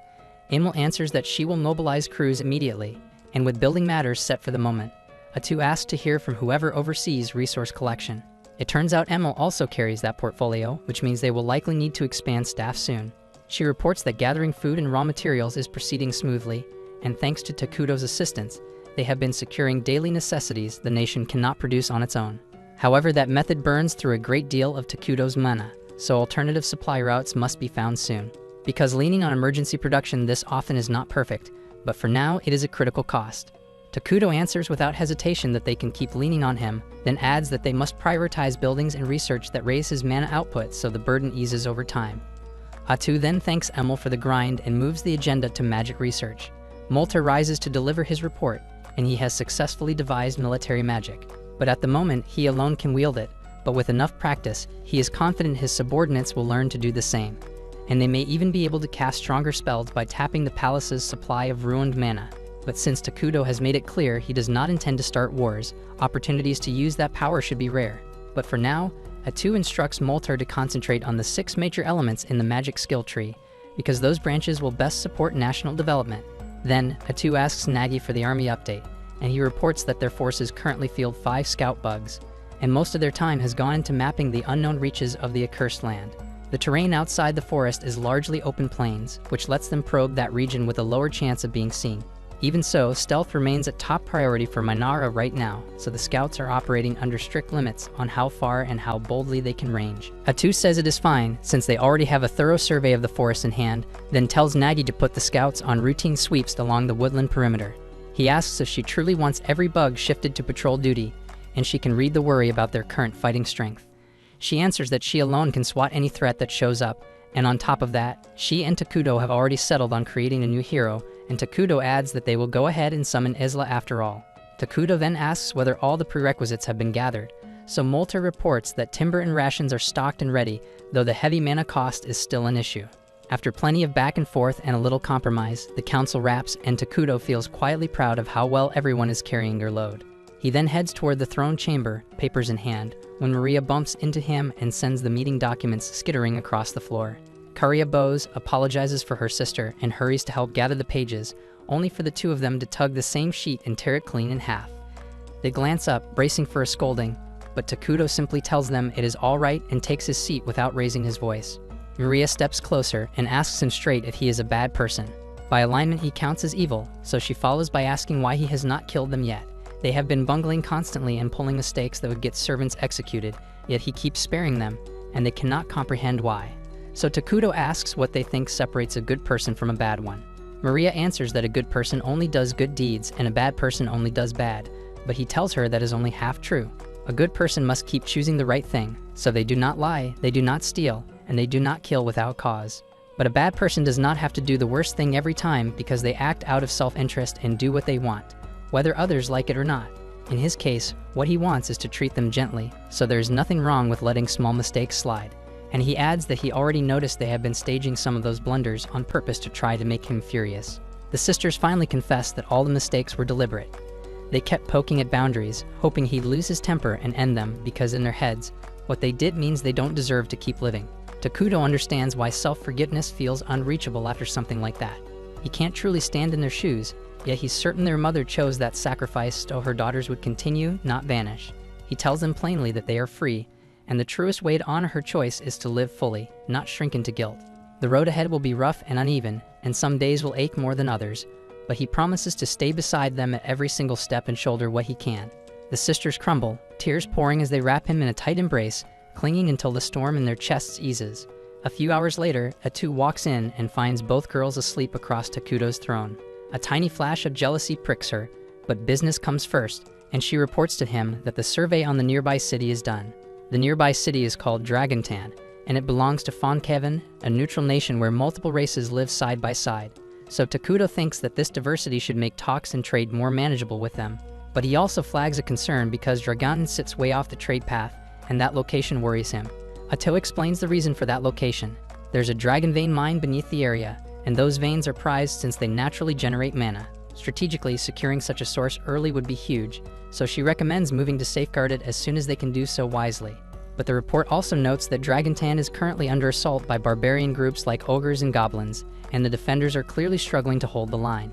Takudo asks whether the city has received any backup from its homeland, and as far as Atu can tell, no reinforcements have been dispatched, so conditions aren't improving, and if anything they're sliding. Given that picture, he assumes refugees are already on the roads. If Mynoghra opens its gates and shelters those people, they can strengthen their population while building goodwill with Dragontan, and down the line, that partnership could place the Dragon Vein mine within Mynoghra's reach. Takudo then instructs Atu to put together an envoy immediately, but on their way toward the city, Atu's group encounters a squad of beastkin out in the wilderness, and the atmosphere turns tense fast. Their commander Tonikopoli is shaken to her core by the sight of Atu and the others, because they're covered in a darkness so heavy it can actually be seen with the naked eye. Her men, already unnerved, are so frightened they're on the verge of lashing out in panic, and Tonikopoli knows one wrong move could provoke disaster, so she's doing her best to steady her warriors before fear drives them into a fight they can't possibly survive. Atu is still under strict orders to keep Mynoghra a secret, so she is preparing to erase every witness on the spot. Yet Peppy is too oblivious to grasp the danger she represents, and he casually asks her name and strikes up a conversation, a move so brazen and foolish that it catches Atu off guard and makes her stay her hand for now. In time, the two groups manage to reach an understanding, and Atu learns that Tonikapoli's party is actually an envoy from Dragontan. That turns out to be a lucky break, since it saves her the trip, so she invites Tonikopoli and her people to come meet the king of Mynoghra. Tonikopoli is a little on edge, since any king who can command someone as vigorous as Atu is bound to be frightening. And when she finally meets Takudo, it is worse than she imagined, because all she can perceive is an endless gulf of darkness, so she is really starting to regret the choice she made before. Then we see that before they crossed paths with Atu, the group had been attacked by a giant out in the barren lands. So Pep, one of the staff bearers, used grass magic to locate the giant and drag it down. Sadly, with brain power apparently stuck in the single digits, he doesn't think things through, so instead of finishing the damn job, he stands on its chest and starts demanding applause for his magic. And predictably, the giant tears free and flings Peppy aside. But just before it can crush him, Tonikopoli steps in and weaves grass and earth magic together, pinning the giant hard against a rock, then tells her men to kill it. Tonikopoli then turns around and smacked the shit out of Pape's head, and told him to quit acting like a damn fool, because as the lone junior staff bearer, people's lives may one day hinge on his choices. Pape says he will try his best, yet he plainly fails to grasp how serious his role is. If giants keep battering Dragontan, it is only a matter of time before the city is wiped out, and they have no clue what is provoking the attacks in the first place. Their lone lead is a rumor about a calamity surfacing in the accursed lands, so Tonikopoli said she planned to investigate and drill a little responsibility into Pipe while she was at it. She dragged him along, and now she regrets that choice because one wrong move from him could get them all executed. Soon after, Pape blurts out and asks Takudo to be friends, and Tonikopoli panics, since speaking so brazenly to a king could merit execution. She apologizes and tries to cover for his outburst, but to her shock, Takudo actually seemed pleased by the offer and says he would be happy to be friends with him. Afterward, a welcoming banquet is prepared for Pape and Tonikopoli's party, and once everyone takes their seats, Maria and Caria bring each of them a glass of apple juice. Tonikopoli sips and is astonished, because she has never tasted anything this good, and the quality of the glassware here surpasses the work of the finest artisan on the continent. Pape loves the juice too, so he asks Maria for another pour, and before the extra drink even arrives, he bounds out of his chair and starts praising Nagi for his massive muscles. Then he goes to show off his magic to Moltar, and everyone lets him do as he likes, since Takudo seems fond of him.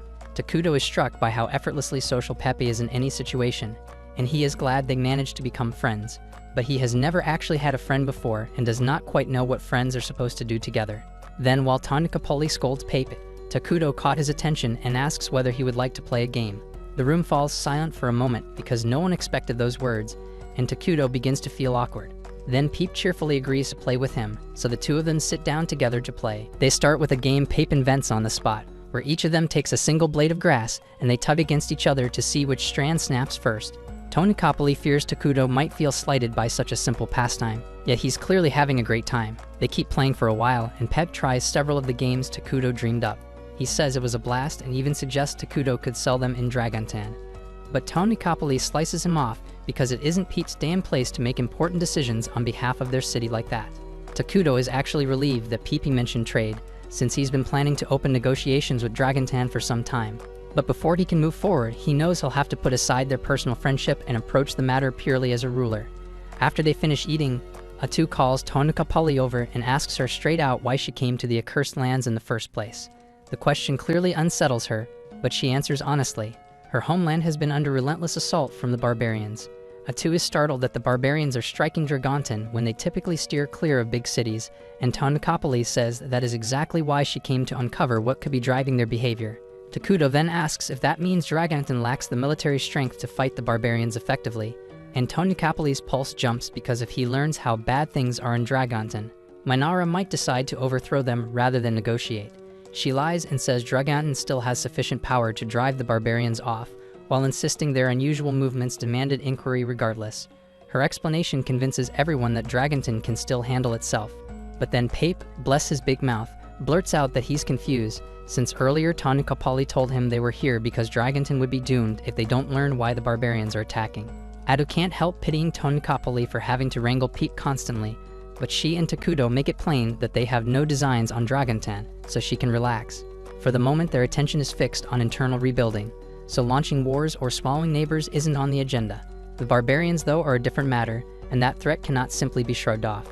Because if Dragontan were to collapse under the barbarians, Mynoghra sits next door and would be the next target, which makes the problem theirs too. Tonikappoli is startled and asks if that means they're prepared to step in, because after overstretching to build a town by the Dragon Vein, Dragontan will topple if nothing changes. Atu turns to Takudo for the call, and he says he wants to stand by his friend, so he is willing to provide whatever aid is needed. Thrilled, Tonikappoli still asks what he wants in return, since the idiot Pape has already blurted how damn desperate Dragontan's situation is. Atu answers without ceremony that they want the Dragon Vein, and Tonikappoli had prayed that it would not come up, yet in her current bind she cannot refuse. Atu adds that there is no need to fret, since she and Takudo are fine with joint stewardship of the Dragon Vein with Dragontan.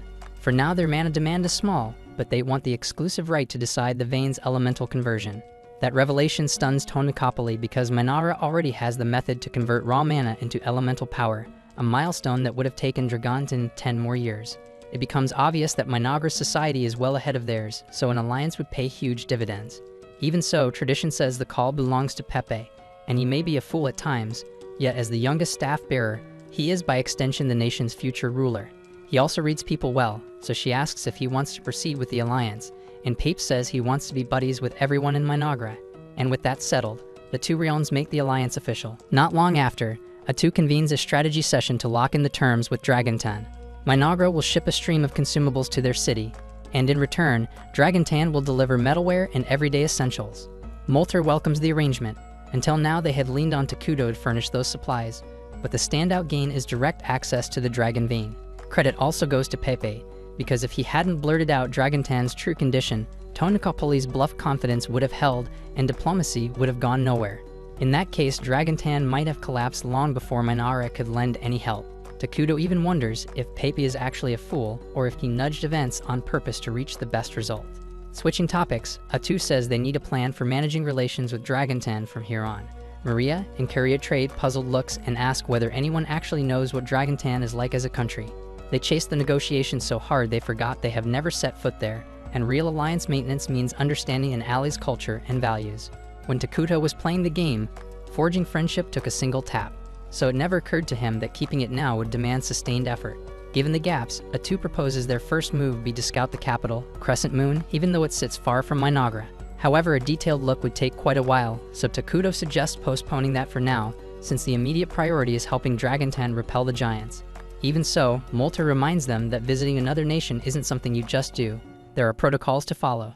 Maria and Carria then raise their hands and ask if they could simply go for fun, and childish as it sounds, the idea is actually smart. If they treat it as a friendly call before sending an official mission, they can set out immediately. Molter then volunteers to go, but Takudo feels he is far too senior to serve as a courier. To the other side, Molter would read as Mynoghra's top arcane chancellor, which makes him a non-starter. The same logic applies to Nagi and Emil, whose posts are equally critical.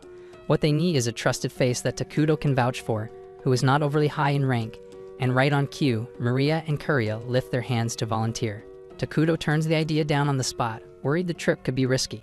So Atu offers to take the assignment, but Molta reminds her she is Takuto's most trusted confidant, and aside from Takuto, arguably the most indispensable person present. Maria and Kuria then step up to Takuto and remind him that he granted them the freedom to make their own choices.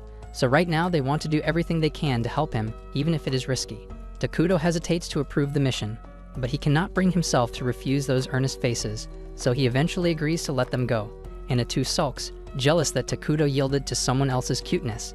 Emil still voices concerns about sending the pair alone, but Takuto says it is fine since he already has skilled escorts in mind. After the council breaks, Takuto returns to the throne room, and Atu is still pouting about his capitulation to Maria and Kuria's request, leaving him unsure how to proceed. He turns to Maria for advice, and she says he should tell Atu exactly how he feels, so he decides to give it a try. He walks up to Atu and apologizes for making her feel uncomfortable. But she does not need to fear about being replaced because he is extremely thankful for everything Atu does for him and for the fact that she is always at his side. So he tells her there is no one he would rather be with, and that is all Atu needed to hear. In fact, she is already picturing a happily married life with Takuto, and while he has no freaking idea what is running through her head, he is simply glad she is no longer upset. A little later, Takuto leads Maria, Kuria, and Atu to the clinic, though none of them understands why he brought them there since no one is ill. Takuto explains that the clinic was inexpensive to build, so he went ahead and put it up on a whim. But since Maria and Kuria will soon head out on a mission, he figures he may as well assign the new plague doctors he created to escort them as protectors. Takuto then stepped forward and opened the door, revealing the newly appointed medical personnel. He explained to Maria and Kuria that these weren't just ordinary doctors. They were combat-trained medics capable of both treating injuries and defending the group if needed. Atu followed up by officially assigning the unit as their escorts for the journey to Dragontan, and in addition to ensuring their safety, the medics had a second objective: to observe local traditions and gather as much insight as possible about their way of life and the region's culture. The medics responded with eagerness, promising to integrate smoothly into human society and absorb as much knowledge as possible. Takuto, pleased by their energy, decided to reward their enthusiasm early. He announced their new names: Ichiro, Jiro, and Saburo. The three were thrilled to receive official titles and expressed their gratitude with excessive excitement. So much so that both Takuto and Atu began second-guessing whether they were the right picks for such an important job. Kuria didn't seem too impressed either, but Maria is clearly enjoying the chaos and plays along with their over-the-top behavior. Elsewhere, deep within the city of Dragontan, the mayor, a high-strung elf named Antic, was reaching her breaking point after days buried under endless paperwork. She'd accepted the mayoral role hoping to escape the stiff politics of elven society and maybe find a decent guy to settle down with. Instead, she'd ended up with chronic back pain from sitting too long, a growing dependence on alcohol, and a crushing workload. And just to make things worse, she'd recently been informed that she was expected to collaborate with a mysterious group known as the Forces of Darkness, specifically some unknown nation called Mynoghra. Right as she was mid-rant, a knock came from her office door, making her jump. In her frustration, she snapped and told her assistant to leave her alone. Realizing she overreacted, she quickly composes herself and asks what's going on, and her assistant reports that some individuals were waiting to speak with her. Antic asked if they had an appointment, and they didn't, so she scoffed and said her time was far too important to waste on unannounced visitors. But when the assistant mentioned that the guests were representatives from Mynoghra, Antic immediately changed course. Understanding the weight of the visit, she sprang into action, prepared some tea, and headed off to meet Maria and Kuria face-to-face. When Antic arrived at the designated meeting room, she presented herself as Dragontan's mayor and gave her guests a formal welcome. However, the three dark-cloaked figures standing silently behind Maria and Kuria immediately unsettled her because she hadn't expected them. She couldn't help but question what Tonuka Poli had been thinking when arranging a deal with people like this. Still, it was her duty to handle the situation, so she composed herself, took a seat, and thanked them for making the long journey. Maria and Kuria then introduced themselves as official envoys of Mynoghra, and Antic responded with polite compliments, acknowledging their manners. But beneath her composed expression, she was far more focused on the fact that they're dark elves, and that alone would have been enough to make her wary. She also found the trio standing behind them suspicious and silently guessed they were elite assassins. Still, she buried her doubts and continued the meeting with a friendly attitude. She apologized for not arranging a proper reception, explaining that their arrival was unexpected, but Maria and Kuria assured her that it wasn't an issue. As Antic reflected, she remembered something Tonuka Poli had mentioned before: two dark elf twins being personally trained by the king of Mynoghra, marked as future leaders. Now that they were sitting directly across from her, she felt her nerves spike. One wrong move, and she could be responsible for sabotaging Dragonten's diplomatic future. Trying to stay calm, she asked what brought the pair to her city. The question caught Karia off guard since their visit wasn't tied to any official mission, and she struggled to come up with a response. Before the silence grew awkward, Jiro stepped forward and explained that they had come at the invitation of staff bearer Pepe, who had invited them for a visit. He clarified that this was a cultural exchange, more like students on a study tour, and not a formal diplomatic trip. Antic felt a wave of relief. If this wasn't the beginning of any official negotiations, then the pressure was far lower. That made things much easier to handle, but even so, she knew she still had to be cautious not to offend them because one misstep could cause serious fallout. So she smiled and told Maria and Karia they were more than welcome to stay as long as they liked. In fact, she offered to personally show them around the city if they were interested.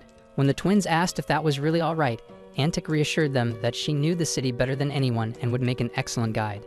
Deep down, she hoped this would help strengthen Dragonten's ties with Mynoghra, and truthfully, it also gave her a perfect excuse to escape her mountain of paperwork, and there was no way in hell she'd pass up a chance like that. The group then sets off into the city, with Antic enthusiastically taking the lead in spending the entire day giving Maria and Karia a full tour of Dragonten.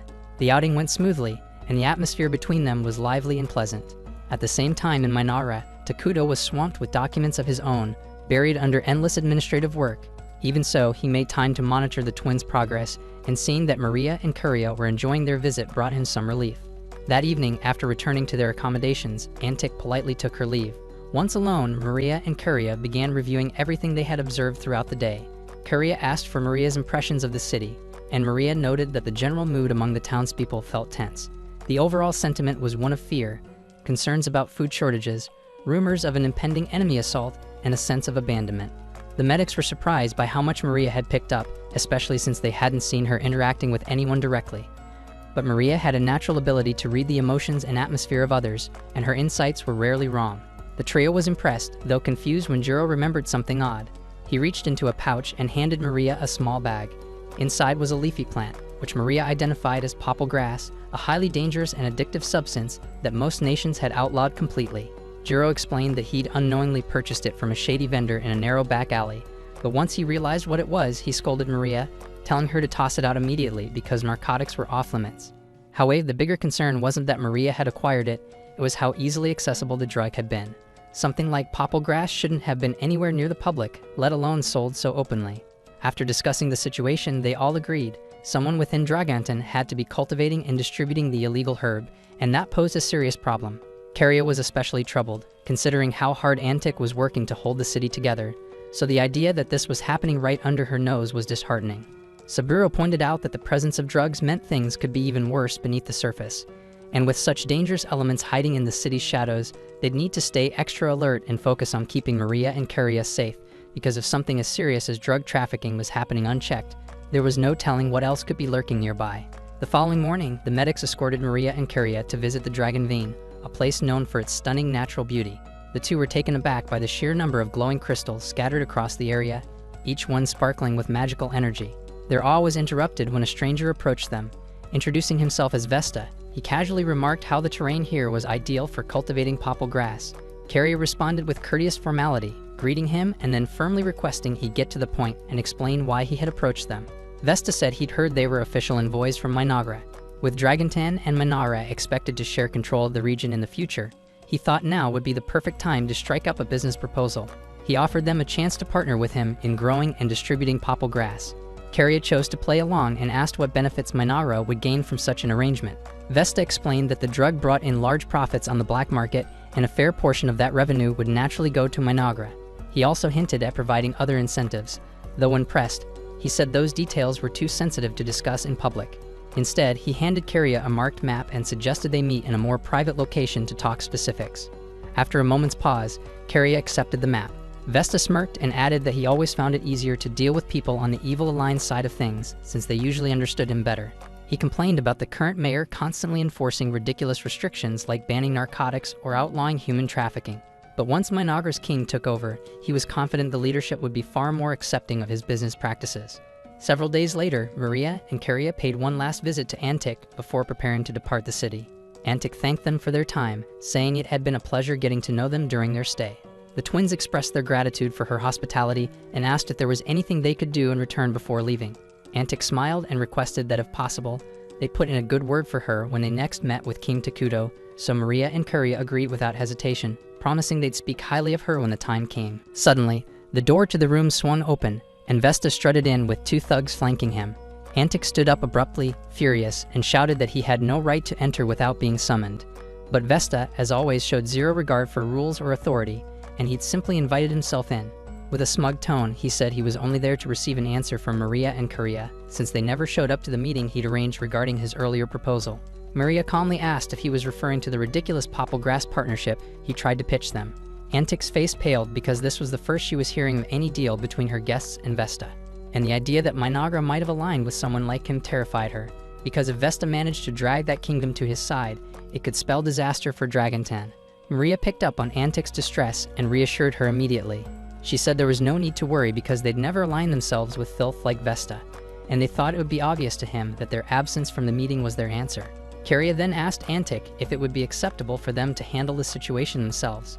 Though Vesta was clearly detestable, she wanted to avoid causing an international stir by taking unauthorized action. Antic told them they were free to do as they pleased because Vesta had been a menace to the city for too long, and it was about time someone put him in his place. On cue, the medic stepped forward, ready to deal with him. But strangely, Vesta didn't look intimidated in the slightest. In fact, he grinned with confidence and held up a syringe, and inside were concentrated extracts of the popple plant, and according to him, a single dose was potent enough to turn anyone into a hopeless addict with no will of their own. Maria and Kuria exchanged a look because they knew exactly what his plan was, and he came here intending to use the drug against them, so they asked if he'd really thought through what he was doing. Sure, they might seem like harmless girls, but laying a hand on them meant declaring war on the kingdom of Mynoghra, and their king Takuto wasn't someone to cross lightly. But Vesta, blinded by arrogance, believed he could simply control the situation. His brilliant plan was to enslave Maria and Kuria with the drug and use them to blackmail Takuto. What he didn't factor in was the presence of the 3 loyal guards standing between him and the girls. He handed the sirens to his men and ordered them to seize the twins. But before they could make a move, a sword flew across the room and embedded itself into the wall, mere inches from Vesta's head. Spinning around in shock, he found his henchmen lying in mangled heaps, taken down in an instant. Back in Mynoghra, Takuto was enjoying a peaceful tea break with Atu. He looked quite satisfied, reflecting on how useful the medics had turned out to be during Maria and Kuria's mission because their contribution had far exceeded his expectations. And speaking of them, Emil was still curious about Takuto's decision, and asked why send medics along with the twins instead of a standard squad of warriors. So Atu clarified with a calm smile that the 3 weren't ordinary healers, they adored humans and demi-humans, perhaps a little too much. Though masters of medical science, they had a dark side as well. While they could stitch a body back together with expert care, they also had a habit of snacking on brains every now and then, so when provoked, they were utterly terrifying. At the same time in Dragontan, the so-called medics had just finished slicing Vesta's henchmen apart with clinical accuracy. Now the trio was bouncing gleefully around the room, holding up pieces of flayed skin like prize trophies for their collection. Antic dropped to her knees in horror, paralyzed by the sight of the medic's true nature.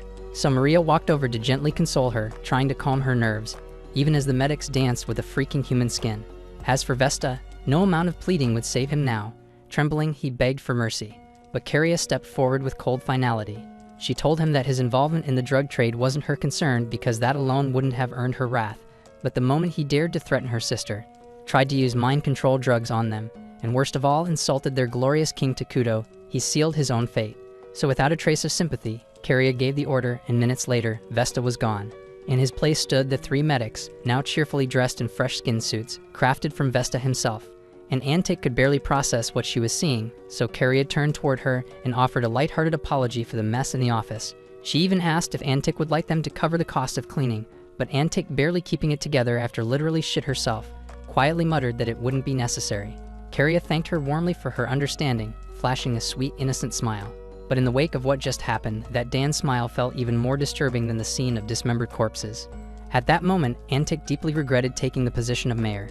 But it was too late to turn back now because this was her reality, and she'd just have to survive it. The moment the group steps back into Mynoghra, they're immediately called into a meeting, where Atu is clearly fuming and ready to let them have it. But before she even begins chewing out the others, she turns sharply toward Takuto and demands an explanation. Why didn't he intervene, especially knowing he'd been watching the entire incident unfold from the beginning? Takuto, looking a bit embarrassed, admits that he didn't want to come off as overbearing because he figured it'd be best to let the girls handle things on their own, but unfortunately, that hands-off approach clearly didn't go the way he'd hoped. Atu reminds Maria and Karia that she had specifically told them to keep their violent tendencies in check. Yet despite the warning, they still enthusiastically gave the medics the green light to execute people. As for the medics themselves, even if it was necessary to eliminate Vesta and his men, they went way over the damn line by skinning him alive in front of Antic. Fuming, Atu announces that none of them are allowed to leave until they've each written a thorough apology essay, promising to behave better next time. Several hours later, the team regathers in the strategy room to go over Dragontan's current situation. Based on the intel brought back by the Twin Scouts, Dragontan is in serious trouble. The city lacks the resources to maintain public order, crime is running rampant, and on top of that, they're constantly under attack from barbarians. According to the report, the enemy forces mostly consist of goblins, orcs, and the occasional hill giant. While the goblins and orcs don't pose much of a threat, the hill giants are becoming a major problem. They've started showing up in small groups around the outskirts, and the frequency of their attacks is increasing steadily, so Dragontan's defenses are struggling to keep up. Moulter speculates that part of the issue may be that Dragontan lacks the necessary detection capabilities to anticipate these assaults. Normally, the sharp instincts of beastmen would help catch enemy movements early, but their scouts are likely overwhelmed and burned out from the non-stop battles. Regardless, if nothing changes soon, Dragontan is likely to collapse, so Nagi suggests dispatching a substantial force from Mynoghra to reinforce the city's defenses. Emil agrees that Dragontan needs help, but she's hesitant about splitting up Mynoghra's manpower. Sending out their current labor units would leave critical sectors like agriculture and construction short-staffed.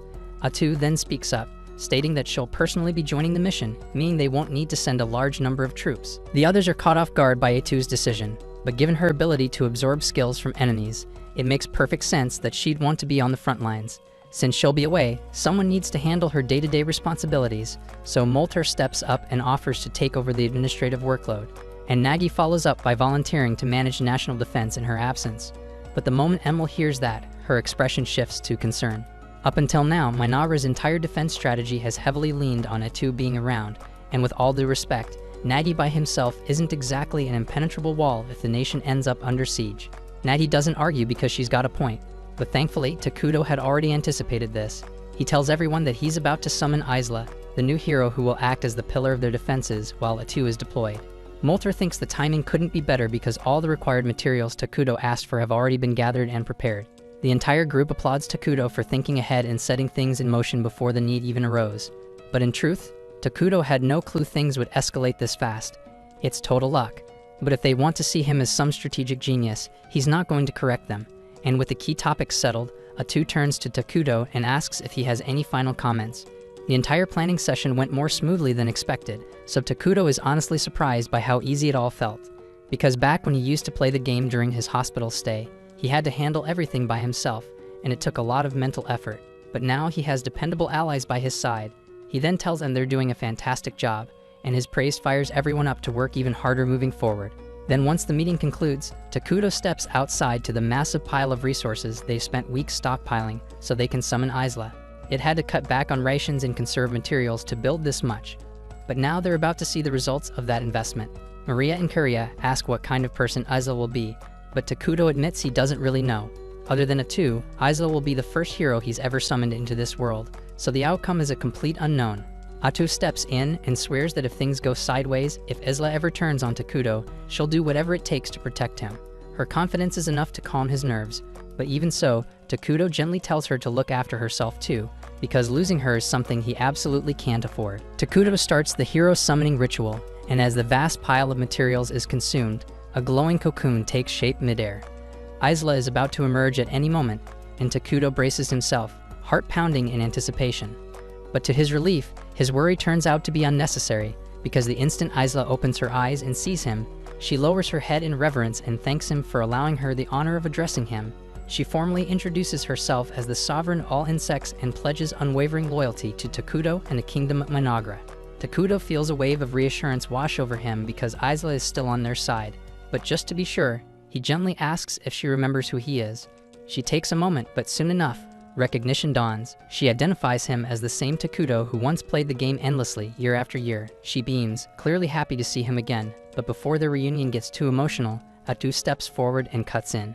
She firmly asks Isla if she's truly serious about devoting herself to Takudo in this world. Isla turns to her, remembering her from back then, and smiles. She finds Atu's serious tone amusing and gives her a playful pat on the head. Atu flushes red with embarrassment, insisting she just answered the question already. With a soft laugh, Isla replies that she wouldn't want to serve anyone else. Takuto was the only player who ever unlocked her true potential, so it's a privilege to stand beside him once more. Then shifting gears, she asks Takuto to fill her in on the current state of affairs, as she still doesn't know what exactly her role here entails. Sometime later, the three of them are back in the palace, and Takuto has just finished explaining everything to her. Isla now fully understands that she's been summoned to act as Mynoghra's defensive hero, allowing Atu to go forward with her expedition without leaving the capital vulnerable. Even though she knows this is the best course of action, Atu can't hide her reluctance. Ever since arriving in this world, she and Takuto have been together constantly. This will be their first extended separation, and she knows they're both going to feel the absence. The following morning, Atu says her goodbyes and heads out for Dragontan with a small unit of soldiers. With her departure, Isla officially steps into her role. She vows to do her part to ensure Takuto enjoys this game of theirs. But after spending just one day with him, she quickly realizes something. Takuto doesn't really do much by himself. It's already midday, and he's still fast asleep on the throne. Maria and Karia then stroll in and casually mention to Isla that Takuto always sleeps in until noon, and when he goes beyond that, it's usually Atu who wakes him up. Isla frowns, clearly unimpressed, so she turns to Takuto and tells him that, as the king, he's setting a terrible precedent by lazing around that late into the day. She encourages him to start waking up earlier from now on, so Takuto gets a bit embarrassed and promises he'll try to do better. The twins are surprised by how effortlessly Isla got him to comply, especially since Atu typically lets him do whatever he wants without complaint. Seeing the twins also reminds Isla of something she meant to ask, so she turns to Takuto and requests permission to borrow Maria and Karia for the afternoon. Takuto doesn't object, but he does ask why she needs them, so Isla explains that she'd like them to give her a proper tour of the kingdom, since she's still unfamiliar with its layout and wants to understand it better, especially to plan its defense more effectively. Takuto agrees because it's a good idea, so he approves the outing. And while they're on the subject of responsibilities, Isla informs him that his citizens will be arriving soon to request formal approvals from him, so he should be prepared to deal with them properly. Right at that moment, Emil enters the chamber, so Isla and the twins politely excuse themselves, leaving Takuto alone with her. Emil then walks up and hands him a stack of documents, asking him to review the labor division reports for the week. Takuto takes the papers but immediately feels his nerves spike, because this is the first time he's speaking to Emil without Atu or the twins nearby, and he's not sure how to handle it. After a few moments of silence, Emil notices his hesitation and asks if there's an issue with her proposal. Takuto quickly shakes his head and tells her that the report looks solid, and he actually thinks her resource allocation is well balanced. However, he asks that starting next week, she scale back the amount of resource collection, because now that Isla has been summoned, they don't need the surplus anymore. So Emil nods in understanding, thanks him for the input, and promises to make the adjustments right away. But Takuto is already mentally drained from that short exchange, and unfortunately, there are still a whole bunch of meetings lined up today, so it's shaping up to be a long one. At the same time, Isla is out strolling with the twins, and she asks them to give her a full tour of the facilities around Mynoghra. The twins begin by showing her the administrative building where all the documentation and internal affairs are managed. But before they can go any further, they spot Emil rushing around with a visibly stressed expression. Noticing her flustered state, Isla steps forward and gently asks if something's wrong because she seems far too busy for this time of day. Emil explains in frustration that Nagi has been tearing through the training equipment like crazy, and it's completely throwing off her monthly resource planning. Isla softly pats Emil on the head and assures her that everything will be fine. She even offers to personally give Nagi a stern talking to for being so careless with the gear, and Emil immediately feels more at ease. Afterward, the group heads over to the training grounds to wait for Nagi. As soon as he shows up, he bolts across the field, zooms past the soldiers, and dramatically smashes their swords, supposedly to make a point about their poor form. And this was exactly the behavior Emil was venting about earlier, so Isla approaches him calmly and questions whether destroying their equipment was truly necessary just to make his message clear. Nagi quickly starts stumbling through an apology, saying he got a little too into it during the training session and didn't realize how excessive he was being. Isla places a reassuring hand on his head and says it's alright, so long as he understands the damage he caused. Still, she urges him to be more thoughtful moving forward. Just then, a bell rings in the distance, so Isla turns to the twins and asks what the sound means, and they explain that it signals the start of dinner. They invite her to come eat with them, and soon, everyone gathers in the central square for the communal meal. Meals are held like this because it helps reduce waste, because preparing food for everyone at once is far more efficient than having individuals cook separately. The Dark Elves approach Isla and inform her that a grand dinner has been prepared in her honor, should she choose to attend. They insist that she dine with the fine plates and utensils reserved for high-ranking figures, saying it would be improper for someone of her status to use standard cutlery. But Isla gently declines and reminds them that she's the defense hero of the kingdom, and that role means protecting the people. To serve properly, she believes it's essential that she experiences daily life the same way they do. Later in the middle of the night, Isla goes for a quiet walk through town, using the time to brainstorm potential defensive plans for the kingdom. As she passes by Maria and Curia's residence, she hears faint noises coming from inside. Curious, she steps in to investigate and is surprised to find the twins curled up in a corner, quietly sobbing. Concerned, Isla gently asks what's wrong, so the girls explain that they had a dream, and now they can't fall back asleep. Isla crouches beside them and softly offers to listen if they want to share. The twins nod and begin describing how, every few nights, they dream about their mother, replaying all the happy memories they had with her. But every time they wake up, the pain of reality hits again. They remember that she's gone, and that sorrow always lingers afterward. However, they quickly add that since meeting Takuto, those dreams have become far less common. In fact, this was the first time in a long while that it happened, so they reassure Isla that she doesn't need to worry too much.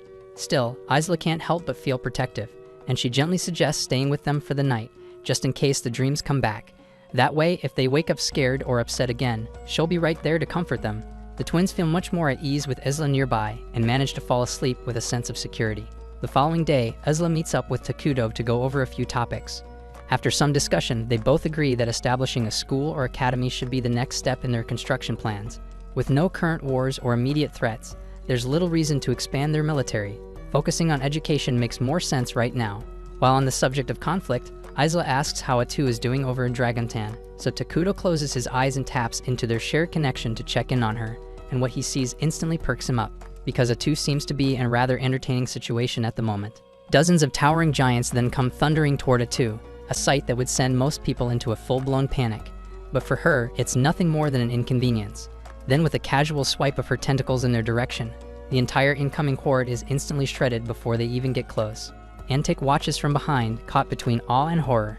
Honestly, it's more horror, especially since the show of force is even more terrifying than what happened during the medics incident. Atu notices that Antic looks like she's on the verge of a breakdown, so she kindly tells her that she can take a breather if she wants because there's nothing left to worry about on the front lines, and Antic is clearly relieved and thanks her for the gesture. Later on, Atu takes a seat beside Molter while the townsfolk of Dragontan show unexpected kindness toward them. One of the citizens even brings Atu a refreshing drink to help her relax. Molter had assumed that, after witnessing her full transformation, the people would be too scared to even come near her. But surprisingly, they've adapted quickly. Oddly enough, the credit goes to Pepe, who casually compared her to an octopus when Atu first revealed her real form. Since then, the people of Dragontan have just accepted her as some kind of octopus demi-human. Atu finds that description mildly insulting, but at this point, correcting everyone would be more trouble than it's worth, so she just rolls with it. Shifting focus, Molter asks how her project of absorbing abilities from the fallen giants is going. Atu responds that it's going better than expected. The skill sets these giants possess turned out to be far more impressive than she initially imagined, so she's gotten a lot of mileage out of them, though she still can't figure out how they even gained those skills to begin with. Right then, Atu picks up on something unusual. Her gaze shifts toward the horizon, where she spots a lone giant making its way toward the city. And this leads right back to one of the strange problems surrounding the giants. No matter how much effort they pour into surveillance, no one, not even Atu or Moltar, ever notices these giants until they're practically at the city gates. Moments later, Antic rushes in with a report about the incoming threat. She hurriedly informs Atu, but Atu cuts her off mid-sentence, saying there's no need to worry because she'll take care of it personally. And then, Atu charges out toward the battlefield, leaving Antic stunned. She worries that Atu might be rushing in without thinking it through, but Molter calmly assures her that no creature as weak as a hill giant could possibly take Atu down. He says they should just stay put, and she'll be back shortly after finishing the job. Still, just standing around would be boring, so Molter decides to help speed things up. He pulls out his staff and begins chanting the new spell he recently learned, Land of Ruins. Then a dense, ominous fog spreads out around the approaching giant. Inside this zone, any allies receive powerful buffs, while enemies grow significantly weaker. With the field tilted in Atu's favor, the fight should be over before anyone even blinks. Atu gladly takes advantage of the support spell and wastes no time drawing her blade, unleashing one of the sacred sword techniques she acquired to slice the giant cleanly in half. It's all going according to routine, and Atu prepares to turn back toward the city, until something odd catches her eye. Instead of a corpse, the remains of the giant vanish into thin air, and in their place, a pile of gold coins materializes on the battlefield. She immediately contacts Takuto to report the anomaly, but he's just as puzzled as she is. This sort of thing never happened during any of his sessions with Mynoghra when it was still a game. She then checks with Molter to see if this was some hidden mechanic or local phenomenon, but he's equally baffled. Not only have they never seen coins appear like this before, but the patterns engraved on them are completely unfamiliar, making it impossible to trace their origin. That's when Takuto gets an idea, and he asks Satu to link her vision with his so he can get a direct look at the coins. Once her sight is shared, Takuto studies the markings carefully, scanning his memory for anything even remotely similar. After a bit of thinking, he recalls an RPG he played in the past called Brave Questus, and he's certain that game used coins bearing this exact crest. At the same time, far to the north, in a ruined city left in the wake of Arakino's destruction, the saint and her holy knights are making their way through the devastated streets. But just as the knights begin to assess the situation, their heads explode simultaneously. And the cause, of course, is none other than Arakino herself. This is now the 17th encounter between her and the saint, who still can't understand how this lunatic keeps coming back to life. Arakino responds mockingly, stating that she has indeed died 17 times so far at the saint's hands. But if they're talking about records, Arakino thinks it's a little unfair how insanely strong the saint is. Arakino is no weakling, but she's never gotten close to winning, and her deaths are always painfully brutal. The saint cuts her off, accusing her of stalling for time, which Arakino admits is true. With her trick exposed, she immediately begins manipulating the corpses around them, including the recently slain knights, raising them all at once and sending them to attack. The saint is visibly disgusted by the display, but still, her resolve is unwavering, so she grips her staff and calls forth a searing inferno that wipes out the reanimated bodies in one burst. With nothing left standing, she rushes Arakino and drives her weapon straight into her chest, killing her again, and this time for the 18th time. Even as Arakino's body crumbles, the saint knows this won't be the last encounter because her adversary always finds a way to return. But for now, this victory gives her the time she needs to finally craft a plan that might end it once and for all. At the same time, back in Dragontan, an enormous force of giants has suddenly emerged near the outskirts of the city, and the guards stationed on the walls are in full panic. None of them have ever witnessed such a massive horde of giants gathered in one location before. At this point, Takuto has come to a realization that the army attacking Dragontan must have originated from the world of Brave Questus, a game where players assume the role of a hero destined to defeat the Demon Lord. The lack of any warning signs before the giants show up now makes sense, considering that enemy encounters in that game were completely random.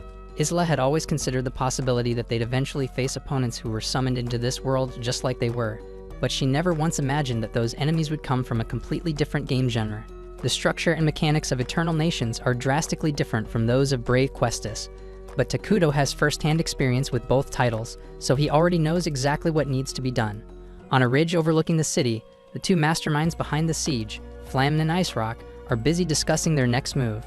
It turns out they've been given total freedom to use any means necessary to conquer territory in the name of the Demon Lord.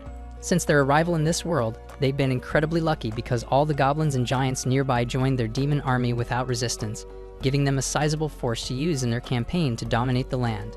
Still, as Ice Rock reflects on things, he remembers that their entire lives used to revolve around conquering the game world of Brave Questus before being dragged into this new reality. Now that they're here, is it really worth abandoning everything they built in the old world to take over this one? The thought lingers for a moment, but Flammen couldn't care less because deep thinking isn't his thing. He tells Ice Rock that the only thing that matters now is obeying the Demon Lord's will, and with that, the two prepared to bring destruction to Dragontan and flood the land with despair. At Ice Rock's command, the horde of monsters surges forward toward the city, and then he asks Flammen if he plans to join the battle. But Flammen waves him off, saying he'll sit this one out and leave the glory to Ice Rock. Grateful, Ice Rock leaps down onto the field, eager to lead the assault, while Flammen stays behind to begin executing his side objective for this mission. Down below, Ice Rock rallies his troops and instructs them to raise the city. But before the siege can fully begin, a dense dark smoke spreads across the battlefield. And the moment it settles, the monsters begin coughing and wheezing, choking on the toxic air.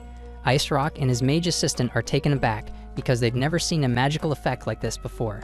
But judging by how the neutral creatures are suffering while those of evil alignment, like Ice Rock and the mage, are becoming stronger, the assistant quickly deduces that the spell must be tailored specifically to empower dark-aligned combatants. Then at that moment, one of Vitu's tentacles pierces clean through the assistant mage's torso, ending him on the spot. With him out of the way, her focus shifts to Ice Rock. Takuto makes a brief remark about a warrior tied to ice, which leads Atu to assume that Ice Rock must be one of the 4 top generals serving under the Demon Lord. Ice Rock, now visibly agitated, demands to know how she uncovered his identity so quickly. and Atu casually explains that she's a hero unit from the game Eternal Nations, acting under the divine will of her magnificent ruler King Takuto. And honestly, there's no point in dragging the conversation out because she intends to eliminate every last one of them anyway. Back near the city's defenses, Antic rallies the troops and instructs them to release a volley of arrows at the incoming horde. But the result is so underwhelming that she immediately scraps that idea and commands everyone to begin evacuating the city. Right then, Moltar arrives and can't help but chuckle at Antic for already thinking of retreat. But she argues it's the only choice left. For now, his enchantment has slowed the enemy's advance, but it's only a matter of time before it wears off. And once the army reaches their gates, there's no way in hell they're holding it back. Moltar understands her fear, but he tells her she has nothing to worry about. Atu is already out there, tearing through the enemy, and as long as she's on the field, they can't lose. And soon enough, she'll remove the enemy's commander from the equation. And without their general, the monster troops will collapse into chaos. Then from there, Dragonten's soldiers should be able to clean up the rest without much issue. Antic is shocked by how composed Moltar is in the middle of a situation this dire. But when she looks toward the front lines and sees Atu shredding through the enemy like a force of nature, it all makes sense, and everything Moltar said was true. And now she's left wondering just how terrifyingly powerful the nation of Mynoghra really is. Meanwhile, Ice Rock is being completely humiliated. Atu weaves through his strikes with ease, eliminating enemy units left and right as if this were a game to her. Ice Rock is at a loss because he hasn't even landed a single hit, and yet she's dominating the entire fight. But what he doesn't realize is that she's following the battle strategy Takuto devised. See, Brave Questus operates on a roleplay-focused combat system built for small skirmishes, while Eternal Nations is a civilization-level strategy sim. That means warriors like Atu can engage across vastly larger zones than anyone coming from Brave Questus could ever imagine. Ice Rock shouts at Atu, demanding to know why she's even bothering to get in his way. He points out that she's clearly from the evil faction, so she should naturally be on his side, helping the Demon Lord take over the world. Honestly, there was a time when Atu and Takuto considered going the world domination route, but they dropped it pretty fast because it sounded like way too much effort. Atu's already drowning in paperwork just running one kingdom, so why the hell would she want to manage the entire world on top of that? The mention of paperwork completely loses Ice Rock, who didn't even know such a thing existed. So Atu asks him how he planned to run the world after conquering it. She chuckles and says he probably came straight out of one of those RPGs where nobody bothered writing a backstory for the mid-boss. Ice Rock has no clue what RPG even means, so Atu tries to jog his memory by reminding him how many times he's probably been obliterated by some random hero over and over again in a game. She tells him he's nothing more than a filler mid-boss meant to lose, and as much as she'd love to say she relates, she can't really sympathize with a walking loser like him. All the while, she's deflecting his strikes like it's nothing. Ice Rock starts to lose it and screams that he'll crush anyone who stands against his great demon king. But Atu just laughs and says the only real ruler here is Takuto, the supreme leader of Mynoghra. Then she notices that Ice Rock is charging up an attack, and she thinks to herself how silly he must be if he expects to land such a predictable blow. But as she tries to step back, she suddenly realizes her feet won't move because he's frozen them solid with frost. She didn't see that coming, and now she's wide open as Ice Rock's axe comes swinging down. The hit actually lands, and it seriously messes her up. Ice Rock feels like a champion for finally doing real damage. But just a few seconds later, Atu rises back to her feet and immediately kills him without breaking a sweat. She feels annoyed that she let such a weakling get a hit in, but her body regenerates so fast that the wound's gone before it even matters. Still, she starts ranting about how ridiculous that ability was, and how exactly is anyone supposed to avoid a move that literally locks you in place right before the hit lands. But when she checks the skill description after stealing it, she finds out it literally guarantees a hit, so there was nothing she could have done to avoid it. Now that he's dealt with, she tries contacting Takuto to send her status report. But the moment she reaches out, a cold chill runs down her spine as she learned that multiple hostile forces have surrounded Mynoghra. Somewhere else on the continent, the demon lord from Brave Questus is hard at work establishing his stronghold, surveying the terrain of this strange new world he's set on conquering. At the same time in Mynoghra, a dark elf soldier bursts into Takuto's study, breathless and tense, bringing urgent news. An enemy force is advancing. But Takuto, having already foreseen this move, remains completely composed, showing no sign of alarm. Isla calmly informs the soldier that one of Takuto's abilities grants him awareness of everything happening within the borders of his domain. So the moment the hostile army entered their territory, Takuto had already dispatched Nagi and the primary military force to intercept. Worried about the situation, Maria and Kuria ask if the kingdom is truly at risk, but Takuto assures them there's no cause for alarm because everything is going according to plan. Ezla then raises a valid concern that the demon lord leading this assault might be a fellow player like Takuto, but Takuto is way past the point of caring. Under different circumstances, he might have tried diplomacy, but since Atu already eliminated one of the Demon Lord's elite generals, and they've made the foolish move of invading his territory directly, Takuto's response will be anything but merciful. Right now, the kingdom's forces include Azla, Nagi, the elite dark elf soldiers, medics gifted with healing magic, and the larval constructs Isla developed for construction work, all of whom are ready to join the fray, so with such a unit, defending Mynoghra shouldn't be too difficult. Shortly after, Takuto receives word from Emil that she's successfully evacuated all non-combatant residents, and he's relieved to hear it because fewer civilians around means fewer casualties. Soon after, Nagi reaches out from the battlefield with an update on the approaching enemy force.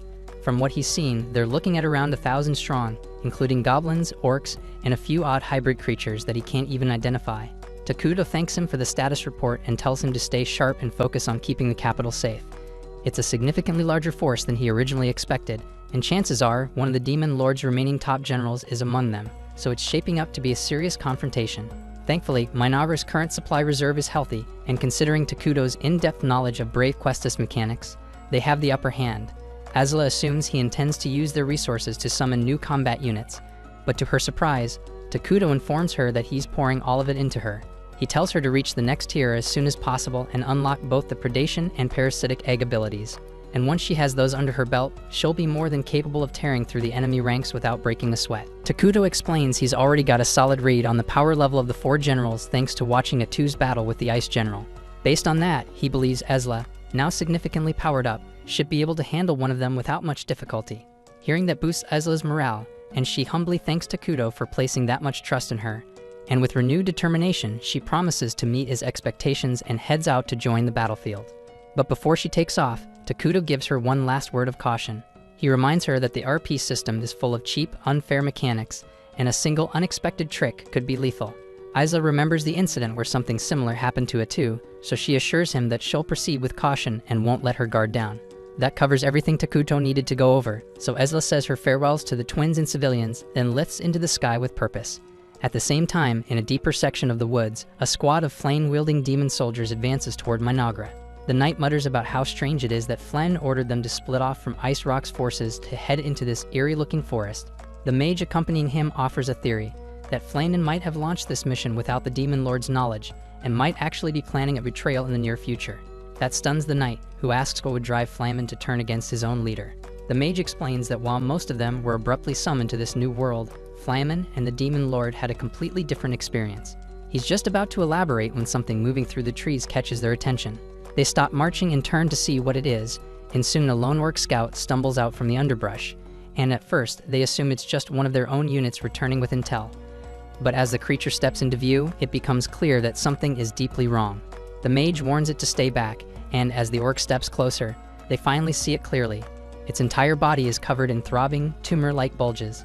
The orc begs them for help, not understanding what's happening to him, but by then, it's already too late. In a gruesome moment, countless of Ezla's larvae burst out from every inch of the scout's skin, swarming toward the fire soldiers like a living storm. The squad breaks into panic, slashing at the swarm in desperation, but there are far too many to handle, so the mage shouts for everyone to fall back and regroup outside the forest, hoping to escape the ambush. But just as they start to retreat, a mocking voice calls out from the trees, ridiculing them for trying to run away so quickly. That shit only pushes the troops into full-blown panic, and both the knight and the mage shout at the unseen attacker to reveal themselves. But what they definitely didn't expect was a freaking 10-foot-tall mantis stepping out of the shadows. As Isla emerges from the tree line, she taunts them, saying that if they truly wanted to call themselves creatures of darkness, they should have fought with more cruelty and precision, something she's about to demonstrate firsthand. Needless to say, they never stood a chance because within moments, the entire squad lay slaughtered, and Isla is left wondering if it's even worth consuming the remains since they don't look like they provide much nourishment. But right then, her senses pick up something strong heading her way. She turns toward it and asks whether the newcomer intends to avenge the soldiers she just butchered. But Flamen admits that he doesn't give a damn about them, and he introduces himself as one of the Demon Lord's 4 generals. Isla perks up at that, genuinely pleased that one of the big shots came to her instead of making her track him down, which saves her some legwork. Flamen is startled that Isla knew he'd be here, but she calmly explains it was only logical. An army that large needed a commanding figure behind it, and once the commander falls, the rest are bound to scatter, just like what happened to Ice Rock back in Dragontan. That bit catches Flamen off guard because he didn't know Ice Rock had already been taken out so soon. Then again, he mutters that the fool never was very bright, so his downfall was only a matter of time. Isla interrupts and scolds him for trash-talking a comrade, but Flamen just smirks and says he never cared for Ice Rock anyway.